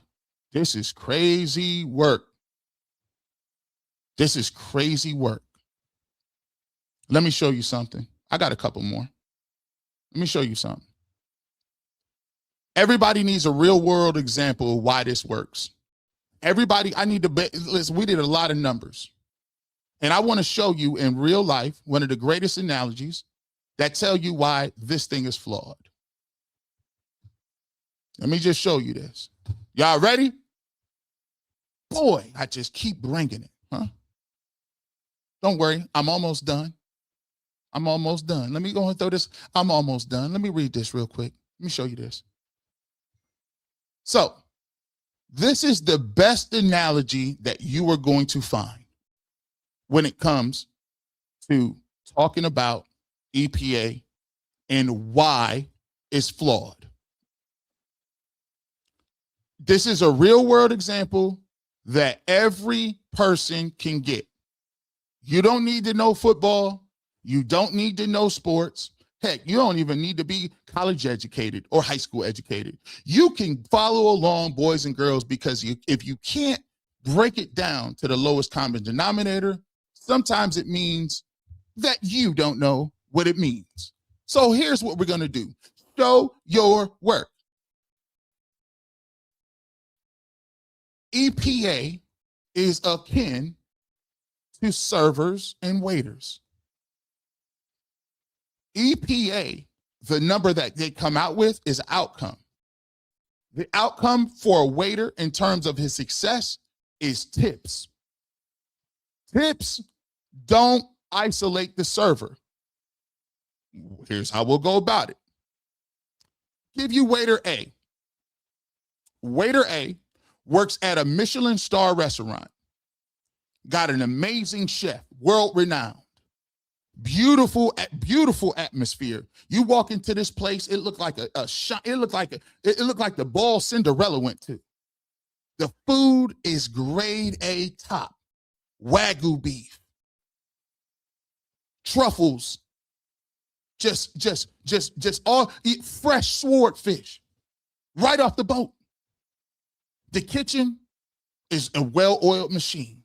That ticket come in within 30 seconds. Yes, chef. I need 2 lobsters. I need 1 risotto, and I need that Wellington on. Yes, chef. I got them appetizers down. I need an appetizer and that lobster capellini, and I got 2 salads. Yes, chef. They cook. They ready to go. Well-oiled machine. You go into that kitchen, they got a brigade in there.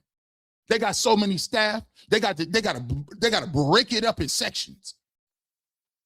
It's the day crew, the midday crew, the night crew, and the night crew.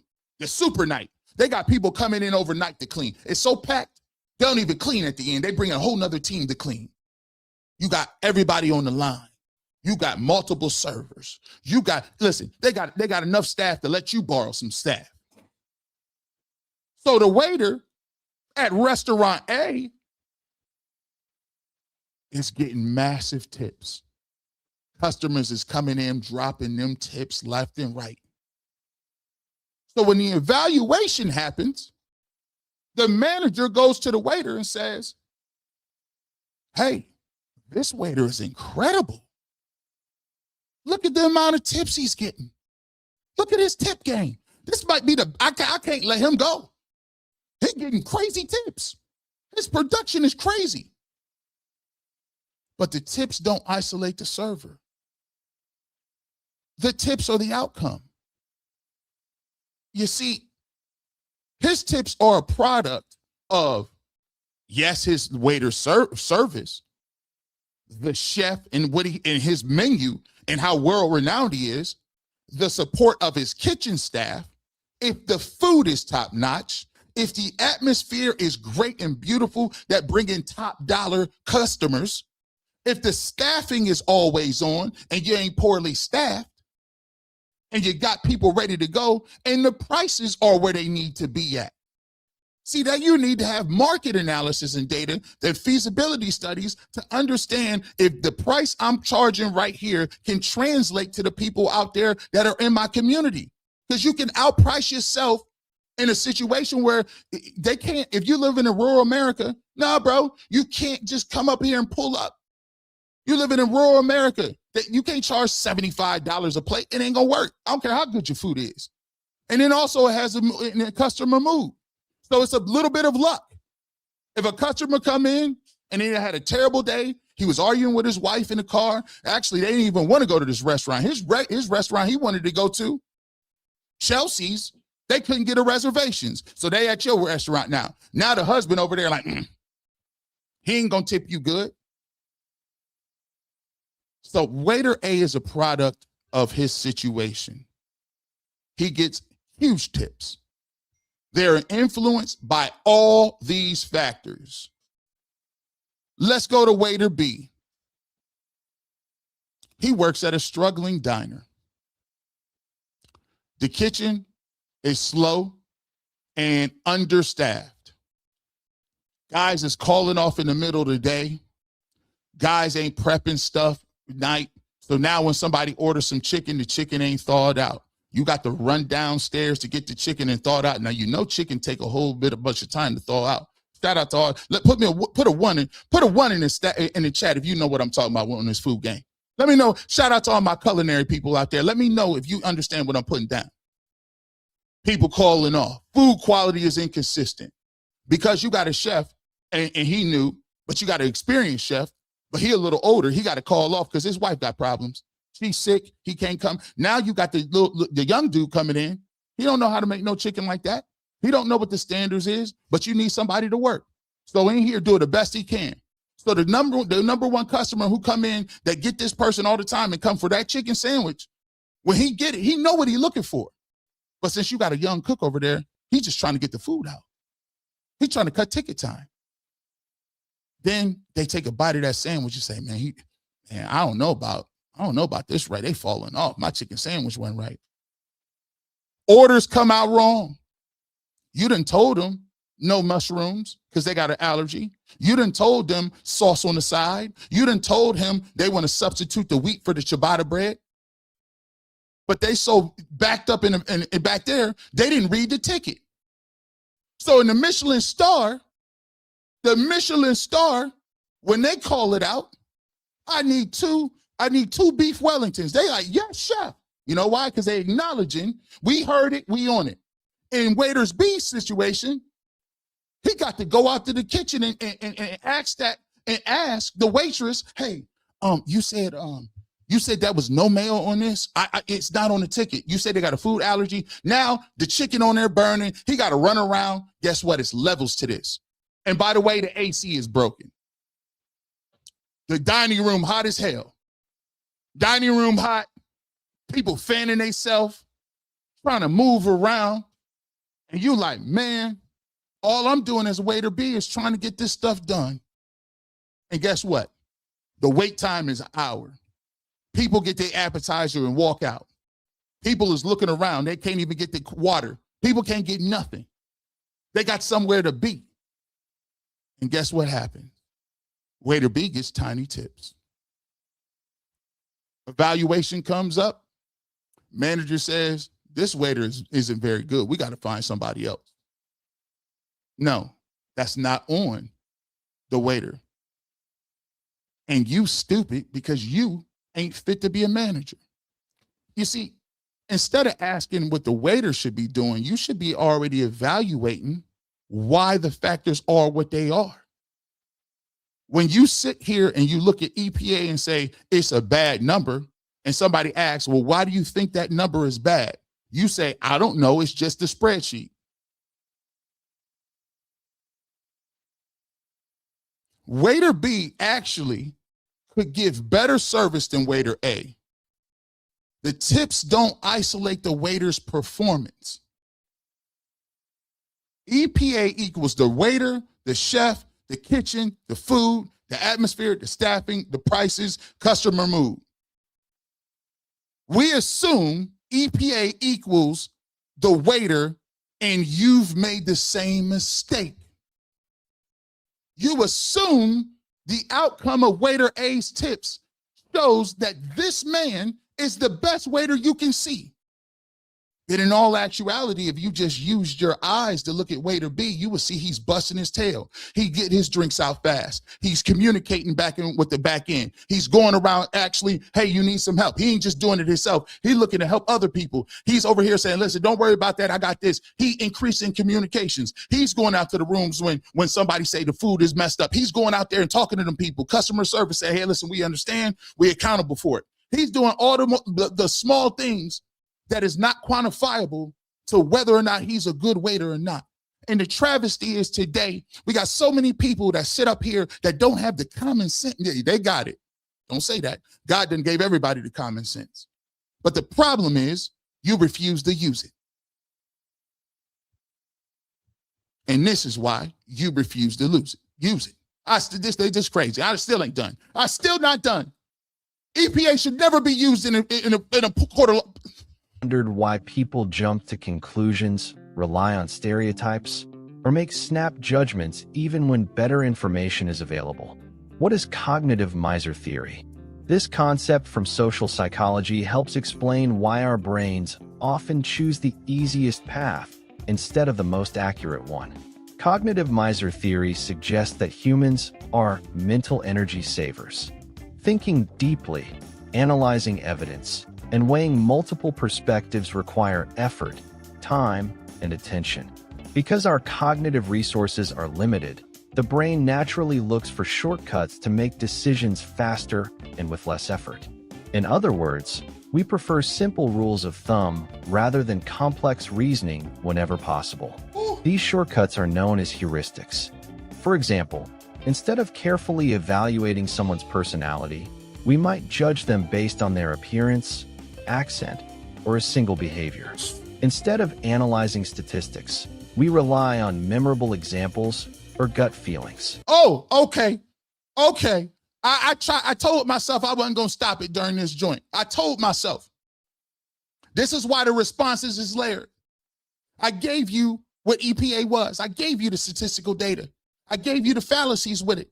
I also showed you real case study, real world issues of what happens when you trying to be tricky and boil something very complicated down to one thing.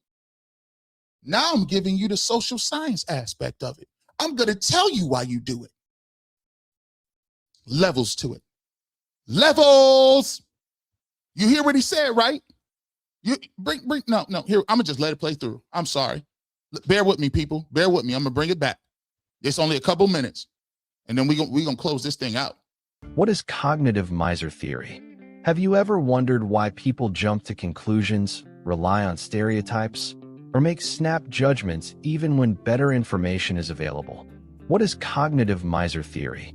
This concept from social psychology helps explain why our brains often choose the easiest path instead of the most accurate one.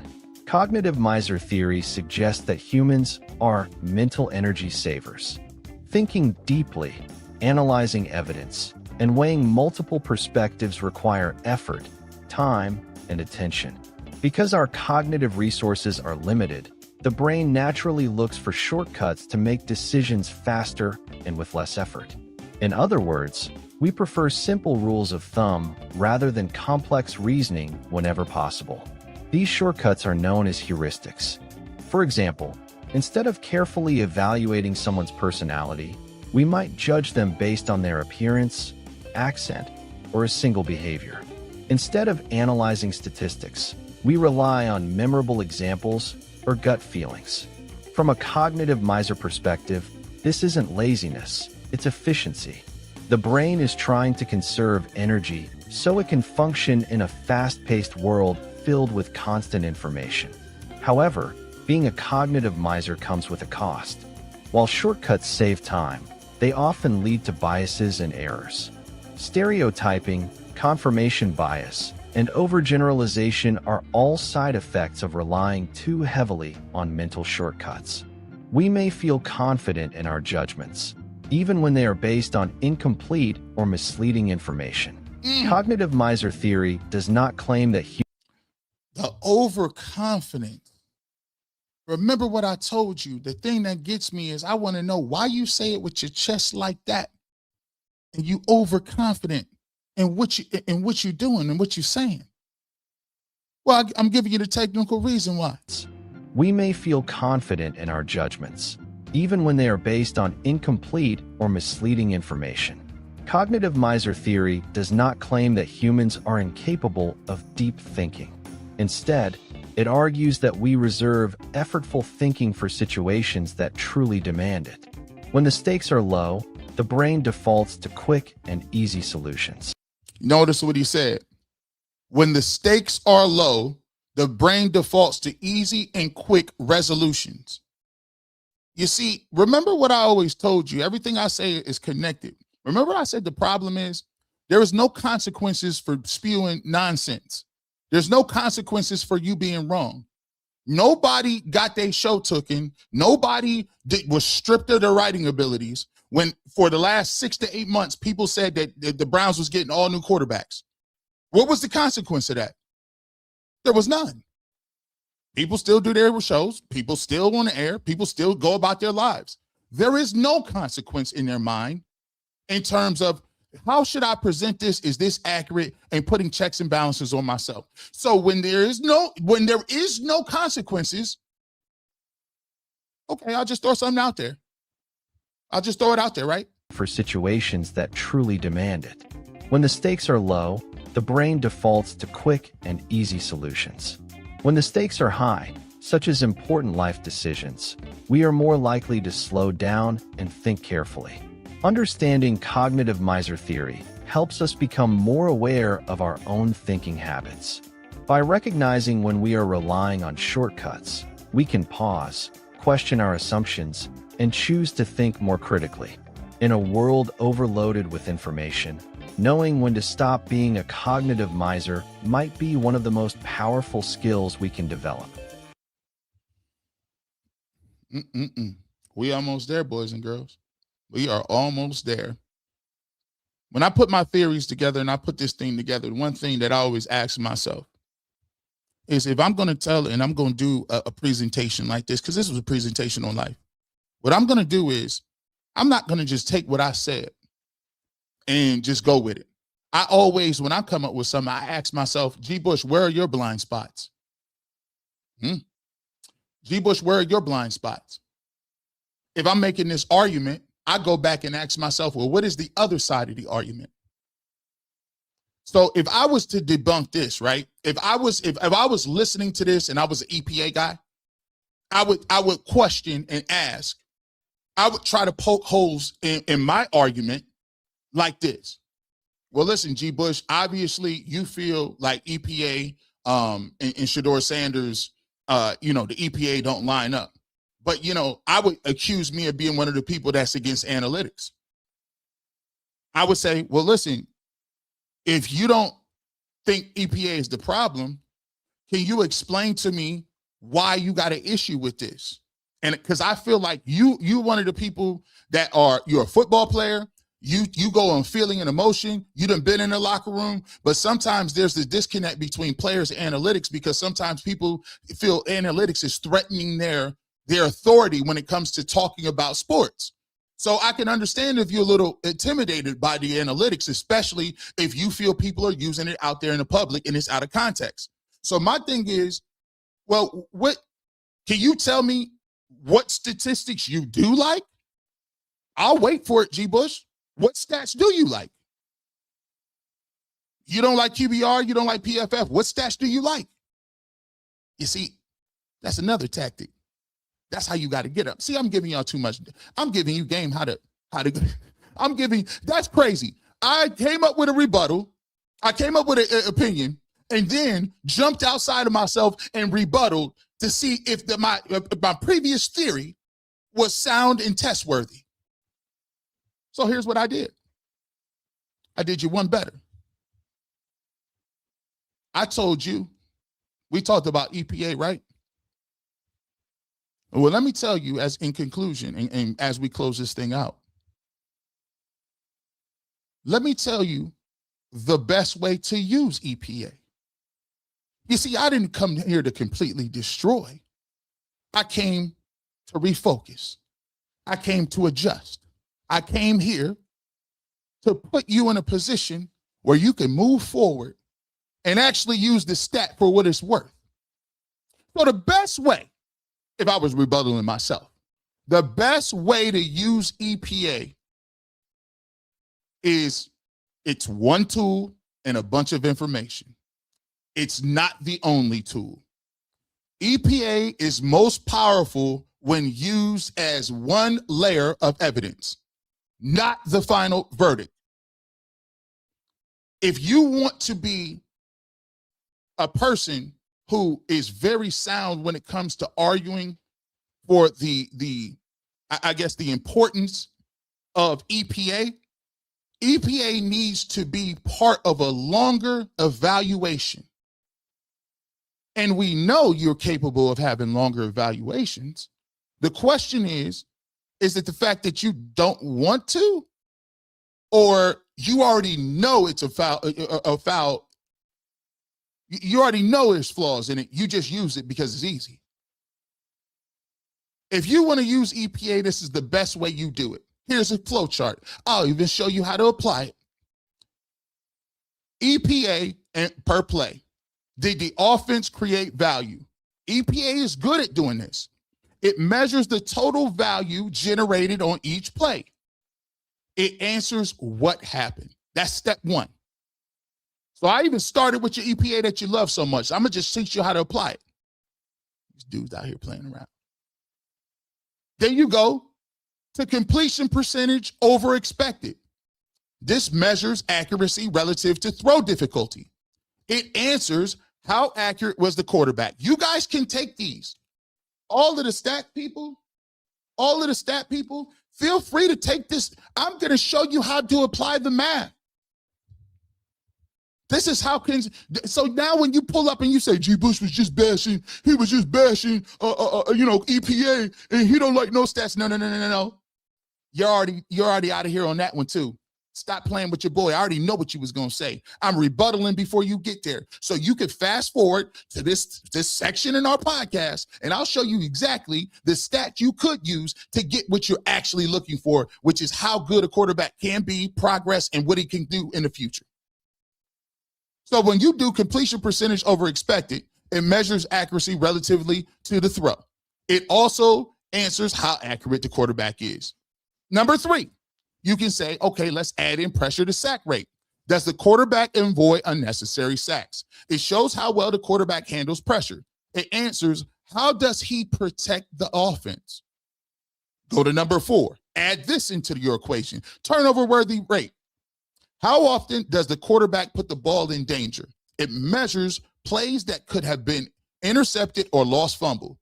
It answers, how risky is his decision making?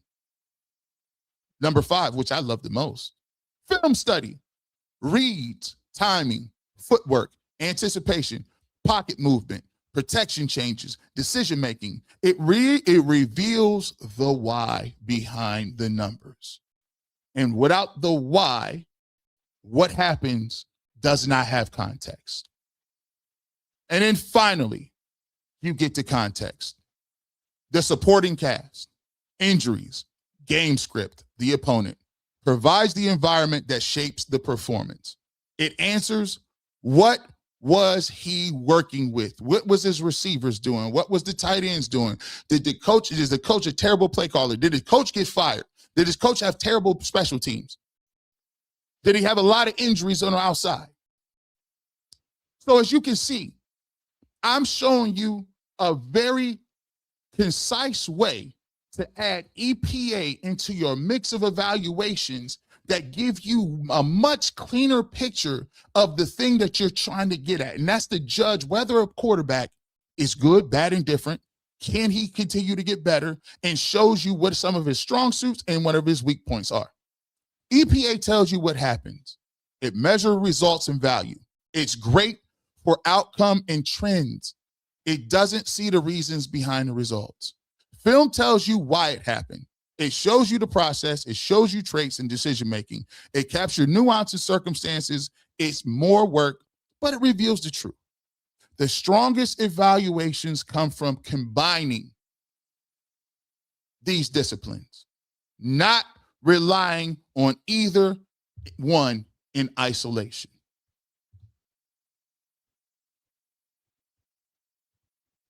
In closing, it's been very, where we at? In closing, let's get to this. Got some things I want to talk about. Here's my closing argument. Data isn't the problem. It's how we apply it. My argument is not that EPA, QBR, or PFF grades are useless. These are all tools that can provide valuable information about what happened on the field. My concern is what happens when we use them as shortcuts, especially when analysts take ridiculously small sample size, remove it from football context, and use it to make a quick, decisive judgment about a player's overall ability. This is not rigorous statistical analysis. That is statistical overconfidence. There is no magic sample size, number, and legitimate statistical research. There is no universal rule saying that 10, 30, 100, or 1,000 observations automatically create a trustworthy conclusion. This requires sample size depends on several factors. How large is the effect you are trying to detect? How much variation exists in the data? How much uncertainty are you willing to accept? Are the observations truly independent? Is this sample representation of a larger population? And are you measuring correlation, prediction, and causation? These are all things that we need to see. The FDA does not observe 20 patients, sees promising initial results, and immediately announce that the drug has been proven safe and effective. Drug development generally progresses through multiple stages. Phase 1 studies commonly involved with 20 to 80 participants. Phase 2 may involve several dozens to roughly 300. Phase 3 often expands to several hundreds or as many as 3,000 participants. Researchers also have control groups, eligibility requirements, predefined outcomes, and continuing safety monitoring. Even then, approval does not mean the research is finished. Safety continues to be monitored after the drug reaches the public because rare effects may not appear in original sample. That does not mean an NFL quarterback needs 3,000 games before we can come up with a proper opinion.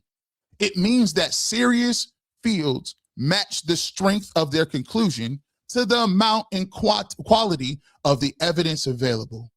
A small clinical study can tell researchers this is promising and deserves further investigation. It usually cannot responsibly tell them we have conclusively determined how to treat this with effect of a patient. Football analysis should use the same intellectual discipline. 10 dropbacks might produce an observation. 30 dropbacks might reveal a tendency. Several games might establish a working hypothesis. But those are not automatically enough to declare a young quarterback cannot process defenses, can't play from the pocket, or will never be successful starter. The stock market comparison is that stock provides another useful comparison because, like football, it contains countless interacting variables. Investors analyze interest rates, corporate earnings, inflation, consumer behavior, government policy, international conflict, industry trends, technological disruptions, and market psychology and unexpected events. No responsible financial analyst can say this stock rose during the 4 trading sessions, so we know it's a long-term future. The SEC specifically warns investors that past performance does not necessarily predict future returns and encourages them to examine performance over a long period of time and through different market conditions. There's no amount of historical stock market data that allows someone to confidently guarantee future market performance. More history can provide model testing and reveal how an investment behaved under certain conditions. But the underlying environment can change. That is known as a changing non-stationary system. Football is also non-stationary. The quarterback changes, the offensive coordinator changes, the protection changes, receivers improve or get injured, defenses adjust, the score changes, play calling. The quarterback gains experience. Therefore, even a large collection of historical plays may not perfectly represent the player's current ability or future environment. If 5 years of stock market success cannot eliminate uncertainty about the next year, why would 35 quarterback dropbacks eliminate uncertainty for a 22-year-old quarterback early in his playing career? A large number of plays can still be a bad sample size if not merely about quantity. It is also about quality and representation. Suppose a quarterback has 100 dropbacks, but 60 came while trailing by multiple scores. 25 came under immediate pressure. 10 involved receiver errors, and only 5 came from a balance of normally functioning offense. Technically, we have 100 observations, but do we have representation sample of the quarterback's overall ability? Not necessarily. This is similar to evaluating a restaurant using 100 customer reviews collected only during a power outage. The sample is large, but to generate that number, but it may not answer the question we are asking for. When you look at this situation, and we talked about the legal premises earlier, EPA can be useful. It can help us answer how much did the expected scoring come change in these plays. It cannot independently and conclusively answer how talented is the quarterback, who is responsible for the results, will this player develop, how will it perform in a different system, should this organization give up on them? Those are broader questions requiring broader evidence. When we talk about this all the time, a small sample to produce a small conclusion. EPA belongs in the courtroom as a piece of evidence, shouldn't be used alone to act as the witness, the lawyer, the judge, and the jury.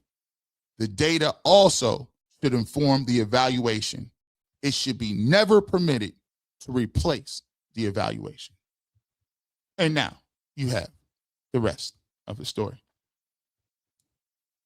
Let's get back to it. We want to get your comments. I want to hear from the folks. I want to hear from the people. I want to hear from the people. I want to hear what they got to say. Let me see. Let me jump back into this thing. Let me see. We good? Is that good? Is that on? All right, here we go. There we go. We are back. Let's talk to the people. Lawrence RBE, what's up, my guy? GB, will you ever get that 2, what 2 went through last year with Coach Clown in the NFL draft? I saw a short film. Wow. Listen, I already knew what happened. Bro, we already know what happened. We already got it. We already got it. Kevin Stefanski wasn't, listen, Kevin Stefanski chose, let's just keep it a buck. He chose Dylan Gabriel. And Andrew Berry was like, this not going to work. He went and got Shedeur Sanders. The owner gave him the blessing to do it. And what Kevin Stefanski was saying about Dylan Gabriel was untrue. What he also said about Shedeur Sanders wasn't true either. So when we talk about EPA, one thing you got to understand is, well, it looks like somebody on EPA. If Shedeur is still here, but Joe Bitonio retired and Wyatt Teller wasn't re-signed, and Kevin Stefanski is in another place, and Dee Podesta no longer in charge, ask yourself a very good question. Who did the Browns think was the problem? I'm just going to keep going. King Aaron, support independent media. The culture has love, not hate. Thank you so much, King Aaron. We appreciate you. One Tony Stunts. Shedeur, Browns fans shouldn't be watching 92.3 The Fan. ESPN Cleveland. Watching and commenting is a form of support. If you guys aren't featured, do not watch. I mean, I always tell people, people watch what they want. It's up to you to decide what you watch. But find like-minded people that you want to support. We back at it. Let's get it. Miss Bell says, that's why I have you members outside of the barbershop. I don't listen to them, but I make sure I click their like button. Helping where I can. We appreciate you. We appreciate all your support, Miss Bell. We appreciate that. G, let me find out you got an interview with DW. I'm going to tell you this. We got a lot. One day, I'm going to tell y'all. Listen, one day, I got to wait till I get super, I got to get super wealthy. I got to get super wealthy. If I get off my line money, if I don't got to wake up and go talk to nobody else, money, boy, we going to have some fun in the barbershop. But right now, Rosie still got a job. You still got to go out in public, so I can't get too spicy. Lindsay away. If both Deshaun Watson and Shedeur ball out in training camp, that's going to make the media mad. I told you what they was looking for. And I love the Browns ain't gave them nothing to do. You know how quiet it is out here and all quiet on the Western Front? It's quiet as heck out here, bro. St. Clair 101, you know what it is. The divide and conquer only works when people forget they on the same side. No, that's why I do. Listen, that's why I do a good job of responding. Deshaun, they don't like you either. I mean, he know that. I mean, they cheered when he got injured. I don't know why y'all thought like you bigging up either one. Y'all don't like Shedeur or Deshaun Watson. I told you that. What you thought you gonna come over here and amp us up and we gonna just have Deshaun Watson hate parties? Absolutely not. We ain't on that type of time. Messed y'all up a little bit too. Y'all tried it.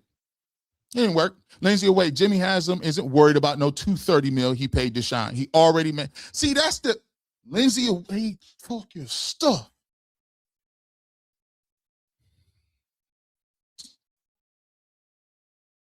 Man,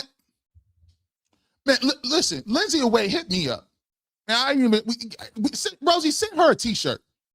Send her a t-shirt. Lindsay, you Fifth Dimension Media 1 at gmail.com. We ain't even running no promo. Just send me your contact. We got you in your size. Fifth Dimension Media 1 at gmail.com. We got to send you a shirt. We got to send you a shirt. That's what I'm talking about. These folks always trying to put some urgency on something. You know how rich Jimmy Haslam is? Stop trying to, because you pocket watching, that man got billions. How stupid is this?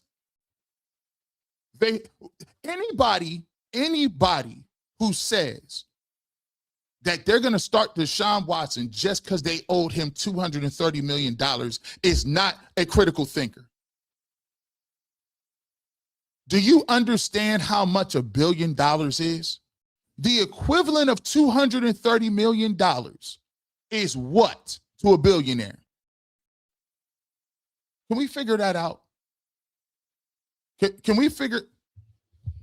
This is why my camera be cutting out. Thank you. Can you send her something? Look, can we send her something? Hold on. Give me a second. Insurance already didn't pay half of it. And what's Jimmy Haslam? Can you look up his net worth? What's his net worth? Hold on. Let me see. Haslam net worth. Hold with me, chat. What are we doing? Okay. Let me see. Give me a second.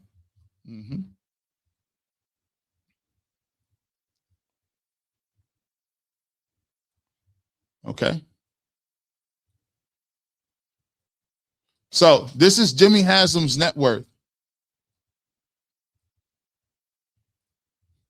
This is his net worth. All right. Keep that up there. Let me keep working.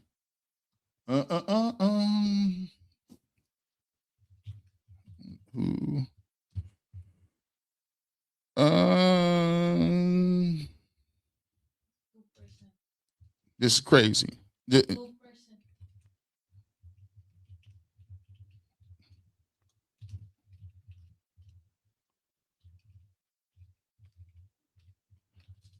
To someone who earns, say 50, say you earn 100,000 a year. You earn 6 figures.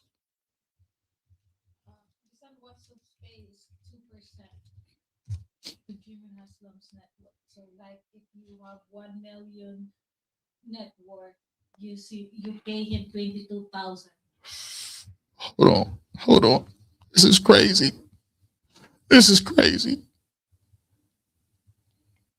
All right, here we go. So we got this. And this is the reason I'm going to send you a t-shirt.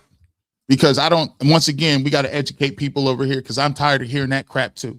So Jimmy Haslam's net worth is approximately $10.3 billion. He's primarily known for his role in his family business, Fire Applying J Truck, a truck stock chain with significant contributions to his wealth. Hasn't been involved in the company since 1976, served as chairman until 2023.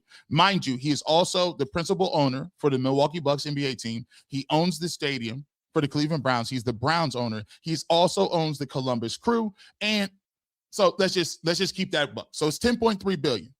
Lindsay Wade says Jimmy Haslam ain't worried about $230 million he paid Deshaun Watson. He already made that back in jersey sales for 12 and 2, and Shedeur's portion around 17 million. But the Browns made 250 million. Not only to do that, they also got money back in the insurance policy that they had on Deshaun Watson. So let me give you all of those people who continuously peddle this narrative that somebody is so hung up about this money. It shows you lack financial awareness about how much money is in the stipend. Well, guess what? Today we're educating, and I'm going to educate on the fly.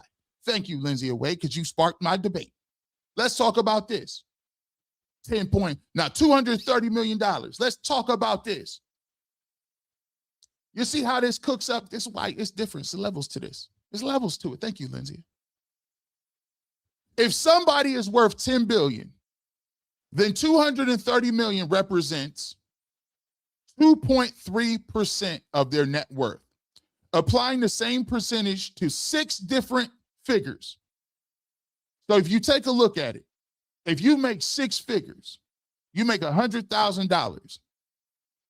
If Deshaun Watson was making 230 to a 10 billion, he's a billionaire. 230 to somebody who has 10 billion is peanuts. If you make 6 figures, relatively, Deshaun Watson's contract would be $2,300. Let me ask all the 6-figure people out there that's out there balling, out here working for your money. Is you losing your mind over $2,300? Absolutely not. If you make $125,000, are you tripping over $2,800? Heck, go to $250,000. If you are $250,000, are you losing your mind over 5,000? No. To say it in a simple way, $200 million to someone worth $10 billion is like about 2,300 to someone making 100,000 a year, or about 4,600 to somebody making 200,000 a year. People hear 230 million and think it's an enormous amount, but to someone worth 10 billion, it's 2.3% of their wealth. That's roughly the same to a person making 100,000 spending 2,300. Stop the games, please. Please stop. Continue on. The season, they will play them as a team. The negative media will choke on their own words, and I'm here for it. Hashtag see you, auntie. Hashtag nephew too. Thank you, Nikki asked you. Appreciate it. Big Lee says, what if players started filing lawsuits against the media for false information and defamation of character? Wild work. Well, here's the thing, Big Lee. Here's the problem. I am a historian. Well, not a historian. I wouldn't say that. But here's the thing I always get. The bar for defamation for press is astronomical. To prove slander and libel, the bar in a courtroom is crazy. And the laws are rightfully so shaped in a way that the press has freedom of press. Because the last thing that you need is entities, people in power, suing and muzzling and restricting the free access to information and what you write. So I don't think it's too difficult to do. And the thing is, you don't need lawsuits. All you got to do is stop talking to them. That's what's happened. That's why we're in a different place right now. Athletes don't sue people. They just cancel people. They won't do interviews. They're not. I mean, when I grew up, there were so many player interviews. There were so many interviews. People would come on and interview. Nowadays, you rarely see interviews on TV, news, with players. None of that. Nowadays, it's rare because players can control their own narrative. Hey, listen, I'm going to just do my own thing over here.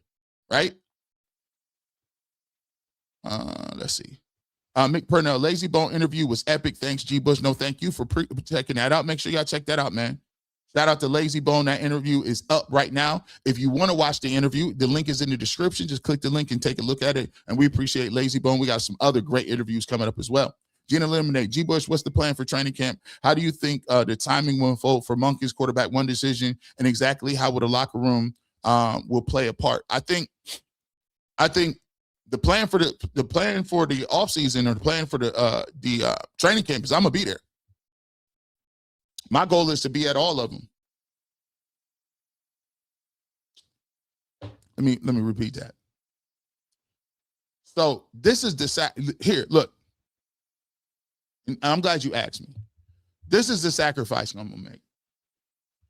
During that time period, there's so much content, and we've added so much to it. But I talked to Rosie, and one of the things that I talked about, one of the reasons, like I've gone through, a metamorphosis to try to be in good health, in good shape. It's not the aesthetic of it. It's about having good health enough to have the energy to do all this stuff. If you followed my journey, there was no way I would be able to do, all of this stuff that I do now. Because, between neck injuries and back injuries and different things like that, and just, blood pressure and all these different things, it takes a lot to be able to have energy to be able to do these things. And it also has to take energy to come up with things to say. So we do, on this channel, we do 3 lives a week. So I'm giving you independent content, 3 hours. I'm giving you 2 hours on a Sunday. I'm giving you this Saturday and Sunday. And I'm giving you the final cut on Wednesday. So the thing is, you got to produce those. You got to come up with stuff. You try to be thought-provoking. You got to shoot it. So when the season comes, it's a strain on your body. But I made I made the decision I was going to pray on it. And I said, man, God, I don't know, man. I'm doing a lot. You think I could get every camp? He said, if you put it out there, I'll give you the energy to do it. So my goal is I'm going to try to be there every single day. And I'm doing it because the people is asking for it. I ain't doing it just to do no content. I'm doing it because I feel there's a responsibility to it. And I feel like, again, I'm telling people I'm going to show my work. I'm telling you, I'm going to be doing UCSS every day. I'm going to be doing Bleacher Report. I still got Ultimate Browns. I got Final Cut. I got Top 5. I got the film review. We got the barbershop on Saturday. So now we doing all this, and now practice is right after the shows. So I got a lot of different, but here's what I'm going to do. I'm a firm believer in it. Show your work. So that when you come up and y'all tell me, y'all want me to go out there and give my account of it, you know that when you jump on the barbershop, you're going to get somebody that no longer can they say, well, I was out there. That's cool because I was standing right next to you. That's what we doing. So that's the mentality. Y'all stay prayerful. Y'all still keep moving for my energy. Y'all keep putting that good vibes out there. But that's the plan. I'm sorry, that took a long time. Sandra speaks, the Knicks won a championship because the ego was left at the door. It was all about the things in their goals and winning. They understood if one wins, all wins. I'm seeing that from the Browns. I love that. I love that energy. You know what I'm saying? It seems like they talking. Everybody's locked in. Real Night King. I know I said the debut of my podcast is in 11 days. Now I want to come out. Now I got a lot of ish on my chest. First episode, I want all the smoke. Real Night King, let us know when that joint is coming up, man. We'll definitely support. Make sure you go check out the Real Night King. Reverend BJ Nelson. Let's be clear and keep it a buck. Shedeur, hashtag New Cleveland is reshaping the NFL in Cleveland. We moving. Miss Bell said, this reminds me that Jason, Jason is a fool even on mute. His body language lets you know the topic. His nephew was trying to see if you were on, had to turn. I am Cassandra Savage. Thank you for becoming a member. Make sure you hit us up so we can send you your free shirt as becoming a new member. We appreciate you. Fifth Dimension Media 1 at Fifth Dimension Media 1 at gmail.com. Pastor Williams says, G. Bush, this EPA stat is whack. Is you know what? I don't see how any organization can use this stat to rate a quarterback. They don't. That's the great reveal. No organization uses this to evaluate quarterbacks. None. Not one. That's why it took me this long to do this, because I wanted to be definitive in what I was saying and stand on business. You can't judge a quarterback based on this, and teams don't. That's the red herring here. People have been jumping up and down telling you about this EPA like it was the boogeyman. And then when I got to the door, the big bad boogeyman EPA, I looked and said, this all you is? This is what y'all talking about? Come on, man. EPA. G. Bush Shedeur threw two garbage cans through the garbage cans during the install. Browns had a league high pressure rate. Shedeur held the ball too long and had bad footwork. Things worked on during install. Let's see if he can with a fair chance. And that's all we asking for, Black Angus. That's all anybody was saying from Jump Street. He's the worst quarterback ever, 7 weeks. Come on, man. Come on, man. Bro, you ain't watched football that's another thing. Why every time somebody say he the worst, you tell me what you saw? They can't even tell you that. I gave him 13 slides why EPA didn't count. They can't even give you why they like it. Notice the surface level nature of what we are doing in this industry. We have fallen off. Goodness, we have fallen off so much. In general, we have fallen off so much, man. Man, when I used to listen to these dudes, Paul Harvey's, guys, the BSKs locally, and you had to have some stuff. Bro, you had to be in your bag, man. You couldn't be on this surface level. Every time I see y'all talking, you don't even sound like y'all even watch no sports. Like, you had to be one of them to make it in this game. You had to have some stuff. Nowadays, we out here looking around, and I can't even tell. Like, when you used to turn the radio on and hear somebody talk, you had reverence because you know that they had a bag of material. They could give you the stats, but they could give you a story. But then they can give you the context. But then they can break it down and read. They had flow. They had pace. They had charisma, energy. And these dudes, it's bad out here, bro. I'm gonna just keep it real. It's bad out here, bro. It is. It is. Let's see what this is. Lindsay Away said, if Coach Todd Monken and his coaching staff were successful in improving the quarterback, wide receivers, offensive line, and special teams, the new EPA is going to be totally different. Will the media want to use EPA then? I wouldn't be, listen, I can't even take it credible because listen, by the way, this is not disputable. This has been the most comprehensive, whether you agree with it or not, critique in the industry on EPA. It's 2 hours, graph, charts, data. It's the most comprehensive. So my thing is, if you want to use EPA, I need to see you break it down. Yeah, all you got is time, right? All you need is a camera. You guys write articles, write an article on it. If you don't agree with what I'm saying, write the article. Tell me why I'm wrong. Tell me where my theory is flawed. Oh, you ain't gonna do that? Okay, sorry. I get it. Mike Stephanie, thank you so much for that EPA breakdown. That's why we are in the barbershop, to get a fresh cut. Show your work. Thank you, Mike. Thank you. Ms. Bell, I worked 25 years in a federal court, supervised 10 of those years, and all I'll say is if I ever have to go to the court, I'll represent myself. Really? Hey, them public defenders will get you up out of here. And Ms. Bell, I seen you. You probably done seen a bunch of public defenders that came in hung over, half drunk.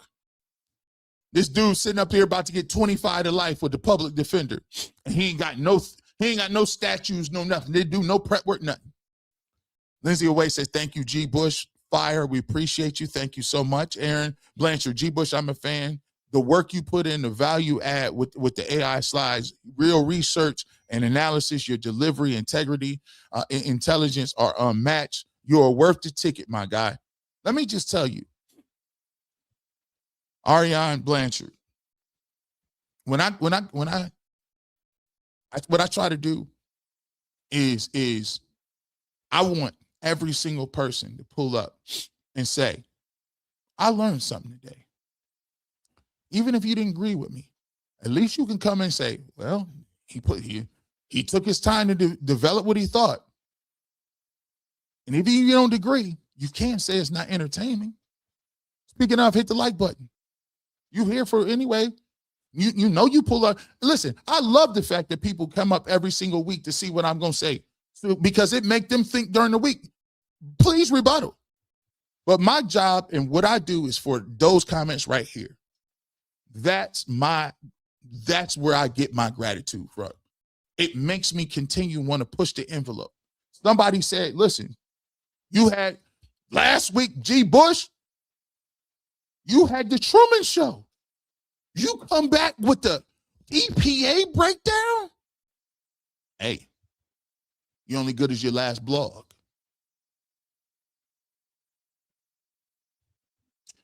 BTSN. What's up, my guy?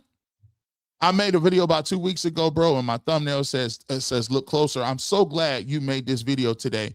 I don't know what to do. EPA and QBR aren't quarterback stats for real. Watch the tape. Shout out to BTSN. I checked out one of your videos and it's dope. Matter of fact, hit your boy up. Let's rap. Let's rap. Hit me on fifthdimensionmedia1@gmail.com.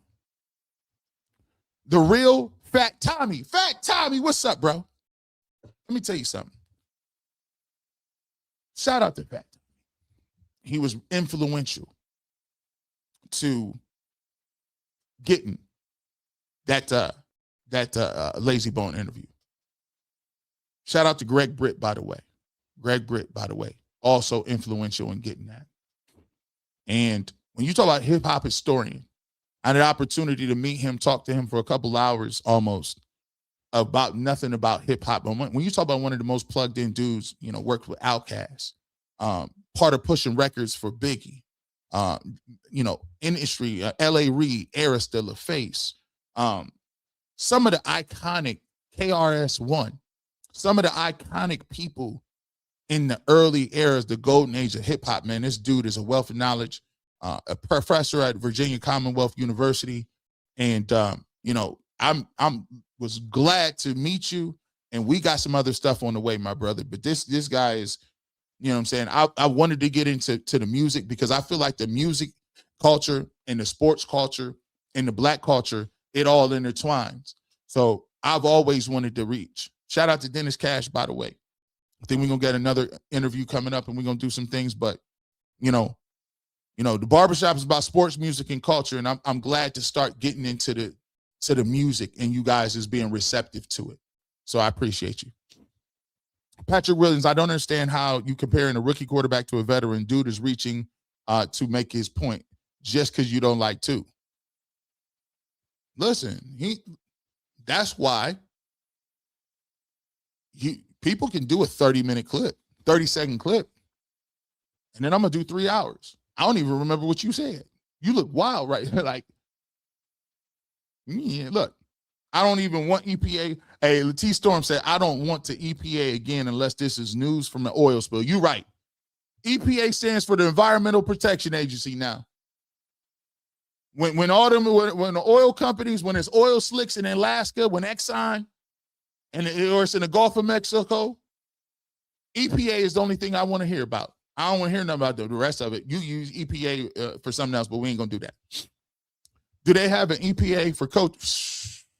You know what the crazy thing, Miss Bell, is? Part of what the coach does in terms of the play calling and scheme and aggressiveness, they use that as part of the EPA to judge the quarterback. But then the coach don't get judged by EPA. How does that work? Do they look at just EPA on in no film for all quarterbacks? Yeah. What other rookie quarterbacks come in the second half of the season without rep? You see why this is why you educate people. Because now, Miss Bell, you see. You're like, hey, hold on now. So let me get this right. Now you asking the right questions. You see, this is what I call giving people the tools to be successful. See, don't attack EPA and say all analytics is trash. Give people the context and then give them the tools to ask critical thinking questions. Well, hold on. If EPA is all encompassing, do they use it on linemen? No. Do they have an EPA for coaches? No. Do they look up just EPA and no film for all the? See how it's working? When these people is asking questions, and the question is no. Watch what he says. I genuinely don't know how people can defend Shedeur Sanders because when you look at the numbers on a basic level, he's one of the worst quarterbacks we've ever seen. But when did he say when you look at the film work, he's the worst quarterback they ever seen? Did you say when he looks at this read over this dig, the shallow cross, he missed the read and decided to cover 3 zone and was fooled? Did he say that? No. You look at the numbers on an advanced level, it tells an even worse story. He just was not good playing. You think that's deep analysis? He was just not good playing football last year. No, they don't. Watch. No. Look, Jeffrey Carson, the EPA analysis made me holler. Great analysis, sir. Thank you, Jeffrey. Owl on the prowl. Curious, how does failed wild dog factor in EPA? Failed wild dog on the goal line in a snowy, wet field, having your quarterback throw a reverse pass against the Titans and taking your quarterback off the field. I wonder what EPA thinks about that. Nita says, people still talking about EPA are disingenuous and don't like Shedeur. Shedeur is about to start his second year. Unless Monk can talk about EPA, I ain't entertain any of that for the form of this discussion. You like, I ain't even paying no attention. The only reason you bringing that up still is because what? Uncle Kai, I remember 2 O-line members laying on their back, blocking nobody. We don't bring up them scores. We don't really bring. Funny how. Ask somebody this. Just ask a simple question. What's the offensive lineman's EPA? I'll be willing to wait. I just want to see what they say about that. Sometimes don't argue, just ask a question. Akinbanwa, I tried. We appreciate you. A 10-yard run play and a negative 10-yard pass play have the same EPA. In one play, the quarterback didn't even throw the ball. It's all about results. Look, this is the intended consequences. You see how much more pinpoint accurate y'all's critiques is right now? We're telling you what all that is all encompassing. When you come to the barbershop, they're telling you a 10-yard run play and a 10-yard pass play have the same EPA. And one, the quarterback didn't even throw the ball. But this is a quarterback stat. It's never was meant to be a quarterback stat. They cherry-picked it and started using it because they thought we were too lazy or dumb to go back and check their work and say, this is what EPA is, and this is why you're using it wrong. Turns out that we got a little time on our hands in the barbershop. Squizzer, I'm glad you broke this down. Now it makes sense why Jason Lloyd never explained it when asked. He played on people's ignorance. Maybe, I don't know. I don't know what he knew and didn't know. Remember what I said before. I don't take nobody else's, whatever they do, I can only be judged for what I do and put on tape. And what I put on tape is the effort to explain what it is. My monologue said, I didn't get into too many arguments. You know why? Originally, I didn't get into too many arguments because I wanted to make sure what I was talking about was concrete, and I at least felt like I had put the work and research in to fully understanding and vetting the process.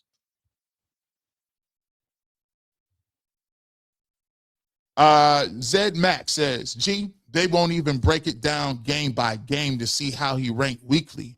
It wasn't as bad as they tried to make it. By the way, thank you for getting more pinpoint. EPA is snap to snap, game to game. It's snap to snap game. You see what I'm saying? They're not going to take that time. They're not going to take the time to do that. Not happening. Miss Bell, she cooking today. Get your plates ready. G Bush, shoot you a message via your merch store when are those dry fit sleeveless shirts going to be available? Hashtag barbershop. Let's take a look into that. We'll take a look into that. Send me, and then if you shot me an email, send me an email at fifthdimensionmedia1@gmail.com. And also tell me where you're looking at. Is that on the Squad Locker site or is that the Bushline Beauty site? Let me know. Miss Bell, nephew's new song video confirmed what I knew as an elder. The NFL and Kevin Stefanski helped him know that trifling people exist at every level. Thankful for his faith. his prayer for parents and fans. He got this.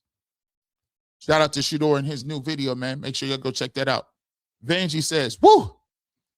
Media's lazy, incompetent, or manipulative, citing EPA stats. Presented without informed context. Got it. And if I missed it, somebody send me the video where somebody was breaking it down. Because all I see was EPA, number bad, Shedeur worse, that's it.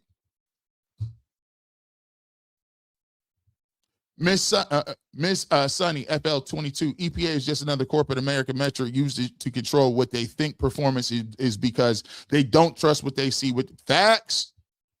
Facts. Super facts. I'm telling you. Super duper facts. The waiter story is crazy. I gave you two of them. D. Rosa. Saban Analytics came out with a study against EPA and said it cannot be used by itself because it doesn't include context or includes human biases. I wasn't even aware of the Saban Analytics. But then again, the people that are using EPA, I believe know it's flawed. They're just using it because it's easy. The easy little thing we could throw out here, and if it turns out to not be correct, who cares? We can still go around and say what we want. No harm, no foul. But I think they absolutely know what they're saying is faulty. Mikael Perkins, wow, it's not Sunday, but go ahead and preach, G. Bush. We appreciate you, man, as always. Hakeem says, G. Bush, you Michelin star level cook this one. Also, I never got my barbershop t-shirt when I had membership. Is it possible to get one? Sure. Fifth Dimension Media 1 at gmail.com. Fifth Dimension Media 1 at gmail.com. Let us know where to send it. Size, we'll get it out. Lawrence RBE, man, you brought me back in the building and the crowd shouting 3-0. You body EPA. If you had to bet, when do you think Monken will decide? I think Monken ain't going to tell the media nothing. This is going to come down to the wire. Because what Todd Monken wants to do is, once he decides, in my thought process, that guess what? Whoever's the starting quarterback is, he wants people to not have no built-in excuses. He's going to say it was a long contest. Everybody in the world saw it. And what he's trying to do is he's trying to make it so the media can't say nothing. Because if the people see it and know what it is, they're not going to accept what they're saying because we going to see it on the field. So I think he's going to give it a long runway, and it's going to be late in the process, right before the season. It might be the Monday before the season. Here's the thing. By the way, shout out to Lawrence and RBE, man. Listen, I was trying to channel my Professor Shine.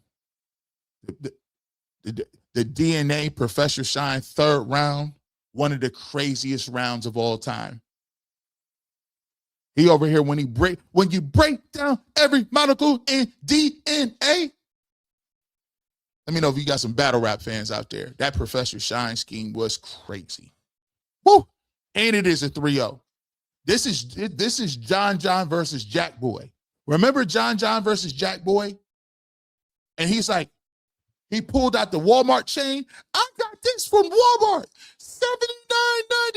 $79.99. Black wealth. Hey, you want your chain?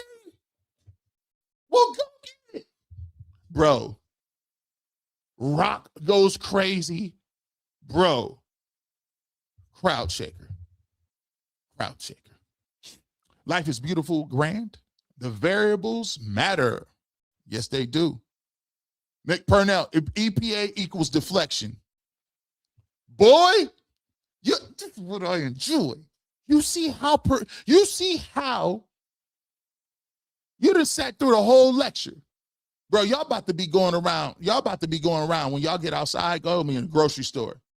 Just running around dropping knowledge on everybody. They got this little sale over here, 25% off, but I got to buy 4 boxes of this to get to 25%. It ain't worth it. To be honest with you, you're better off going to buy it in bulk. I go to over to Costco's and get the big box, $16.99, and you measure them out. $16.99 for the family size, which is 42 bars. And they talk about 25% after you buy 4 bars. It don't equal the math. See?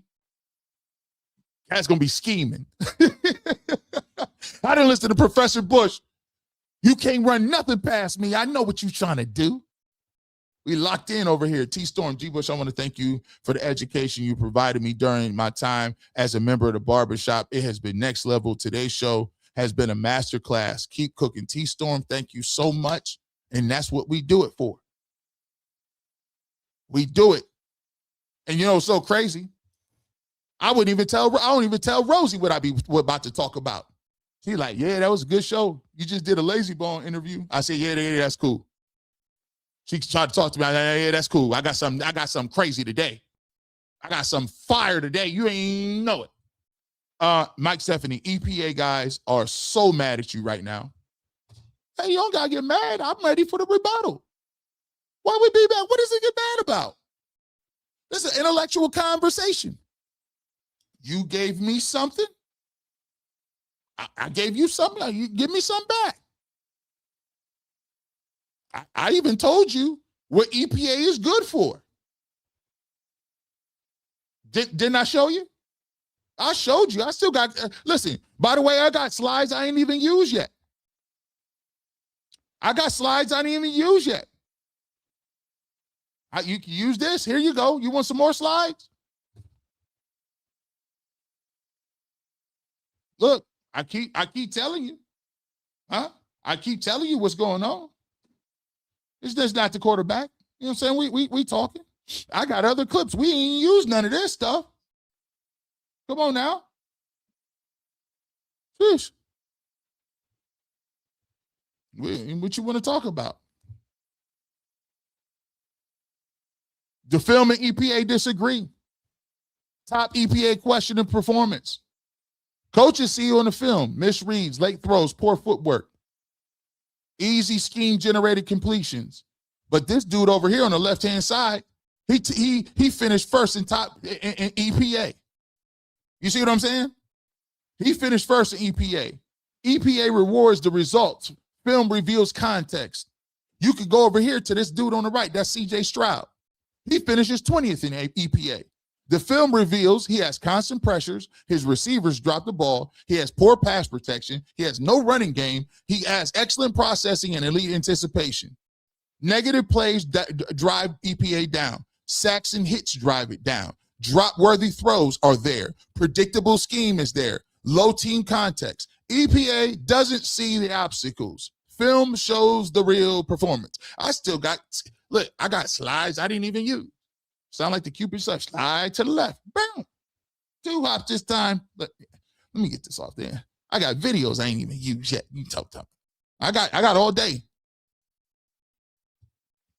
Bianca, so the theory is saying racism is a default setting. The good old boys in Cleveland are trying to run Shedeur out of town, and that will not happen on our watch. Hey, listen, I don't think that my point was going that route, but if that's what you got out of it, hey, I can't tell you what you got out of it, right? But Spicy Chick 06, you were serving it up extra crispy today, G. Bush, torching all the haters, talking points with abandon. I love it. Thank you so much, Spicy Chick 06. J Mac 2 for salute, G. Bush. Grown will be MVP discussion, double wrist up. We appreciate you. Miss Bell says, hey, boo, Lyman, Mary Kay, company, come on down. You're the next contestant on the G. Bush Do Your Homework show. This is why I don't get invited to no events, man. Because y'all too funny in your comments. That's why I can't come to nothing. I ain't get no events, man. Y'all cats wild, man. Miss Bell, appreciate you. T-Storm, G. Bush is Perry Mason, Matlock Colombo, Johnny Cochran, all rolled in one. If it doesn't, if the shoe don't fit, you must have quit. I had OJ up there. He was like, I can't wear this glove. Let me see. OJ was confused. Somehow the glove doesn't really work. How can I do this? They were super mad. All on the glove. I said, oh, bro. Listen, Them folks over there was like, oh my goodness, this is looking crazy. This was well thought out and a thorough video. Just a girl, thank you, G. We appreciate you. Sarita Allen, G. Bush, wow, G. Bush is on one today. Say it to the folks in the back of the room can hear. I love it. Thank you, Sarita. Mike Stephanie, G got them fools swinging at the hair right now. Bottom line, I test along with the stats. The argument is airtight. The argument is airtight. The argument, because what I did, let me, because maybe y'all came in a little late. The argument is airtight. This is what I started the intro with. This is what I started with. Have you ever noticed how we've become obsessed with reducing complicated questions to one simple number? In business, we rank employees by sales. In school, we rank teachers by test scores. In hospitals, we measure doctors by patient outcomes. In the stock market, investors chase charts and percentages. And in football, we become increasingly obsessed with one statistic: expected points added, or EPA. Now, before anybody misunderstands where I'm going with this, let me make something very clear. This is not an anti-analytics video. I'm not here to tell you EPA is useless. I'm not here to say statisticians are wrong. In fact, I really believe EPA is one of the most valuable play-level metrics ever created. The problem isn't EPA. The problem is how we've started using it. Over the last several months, I've watched analysts use EPA as the final word on quarterbacks, especially when discussing young quarterbacks like Shedeur Sanders. They'll point to a ranking, cite a number, and confidently declare what a quarterback is or isn't. I've intentionally tried to stay out of these conversations, not because I didn't have an opinion, but because I wanted to understand the statistic before I criticized the people for using it. I wanted to know exactly what EPA measures, what it measures well, and what it doesn't measure. Perhaps most importantly, what questions it was never designed to answer. Because there's a massive difference between measuring the value of a football play and measuring the talent of the player involved in that play. Those are not the same thing. Imagine you're evaluating an employee at work. At the end of the year, you discover one salesperson generate twice as much revenue as another. Does that automatically mean and make them the better employee? Maybe, but maybe they inherited the company's biggest clients. Maybe they had the best territory. Maybe they had a larger budget, better support staff, an easier workload. Meanwhile, another employee was handed the toughest accounts, the smallest budget, and spent half the year fixing problems someone else created. Those final numbers tell you what happened. They don't necessarily tell you why it happened. That's the central idea behind today's discussion. EPA tells us how much a play increased or decreased an offense's expected chance of scoring. That's an incredibly useful piece of information. But somewhere along the line, we started asking EPA to answer questions it was never designed to answer. How talented is the quarterback? How much of the play was actually his responsibility? Did he become a franchise player? Did a team move on from him? Those are much bigger questions, and they require much bigger evidence. Throughout this video, we're going to break down what EPA actually is, why it's such a valuable metric, and where its blind spots begin, why sample size matters more than most people would realize, and why film study should always be the companion, not the replacement for analytics. This isn't about proving that analytics are wrong. It's about making sure we're asking the right questions to the right tool, because a statistic can be perfectly calculated and still be incorrectly applied. Let's get into it.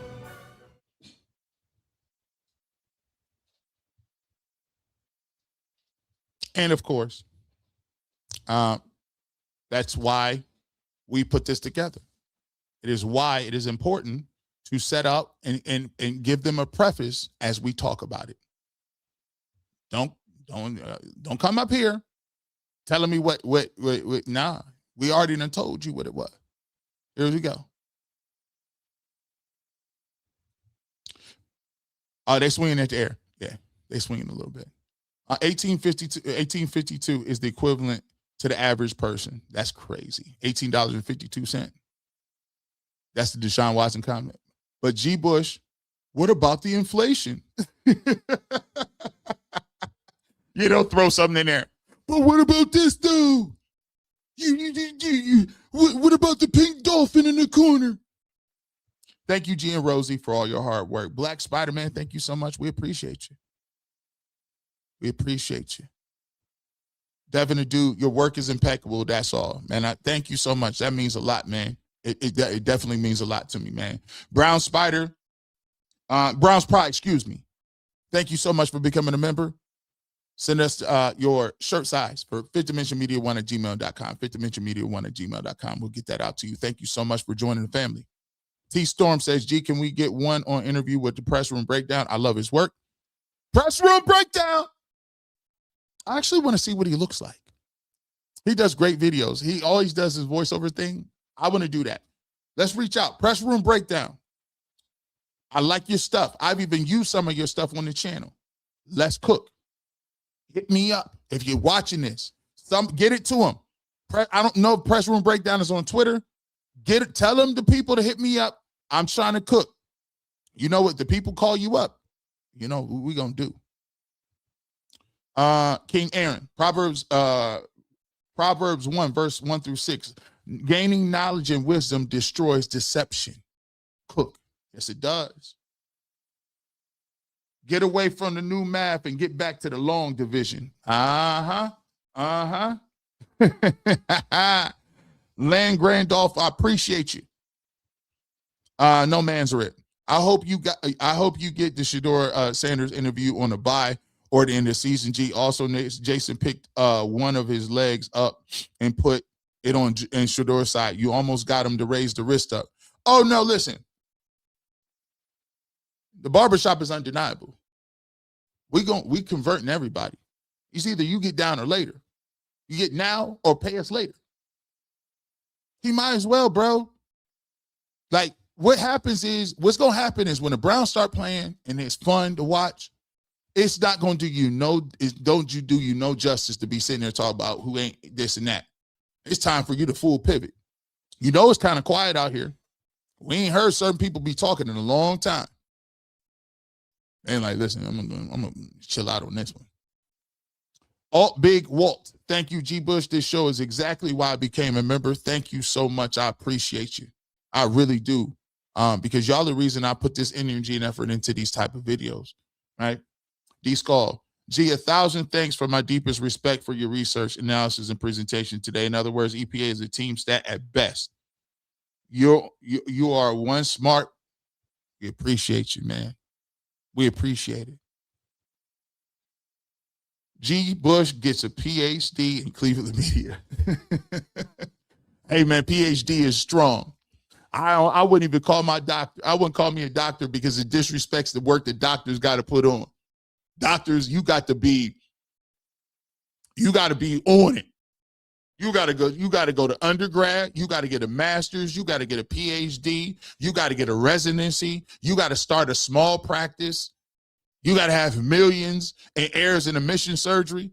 And every Tuesday and Thursday, you doing brain surgeries. I got the utmost respect for PhDs. I am not one. I just learned how to talk slick. And I do got a PhD. I got a PhD in catching fools slipping. Got you. Oh, man, listen, it's been a great time, man. I want to thank everybody for pulling up on me, man. I want to thank everybody who stayed here. 1,188 is still in the building, and I want to thank you for giving me the leeway to talk my talk. Today was not our normal scheduling program, but what I wanted to do is put to bed a lot of the nonsense. When it comes to this football season, I've given you a body of work that says when it comes time to trust the word of what we putting out there, there is one place you need to be. The culture is in the barbershop. The truth is in the barbershop. Authenticity is in the barbershop. And more importantly, the work is in the barbershop. So when it comes time to listening to the place or go to a place to get your favorite content on sports, music, culture, the Browns, Cavs, you know what it is. over here because we showed you our work. They said EPA was it. I waited 4 months and told you it wasn't. They told you the quarterback was 126. I came out with videos and said absolutely not. They said they was getting Mendoza or Dante Moore. I said, Drew Aller was supposed to be cool. They was talking about Kyler Murray, Malik Willis, Anthony Richardson, Geno Smith. None of them people came. And guess what? We sit here today. I even told them Dylan Gabriel was going to be on the roster. There's no way Dylan's there. No way Shedeur Dillon and Deshaun Watson isn't going to be. Today was the last nail in the coffin. Down goes Frazier. Dang, you got another one? I was going to end this cold. Okay. Mike Stephanie says, when Shedeur start cooking, me and Miss Bell are going to be an open competition for who can be the most petty. I'm changing my handle to @KingPetty. Make sure you get that because it's coming. I tried to tell him, y'all might want to flip-flop now.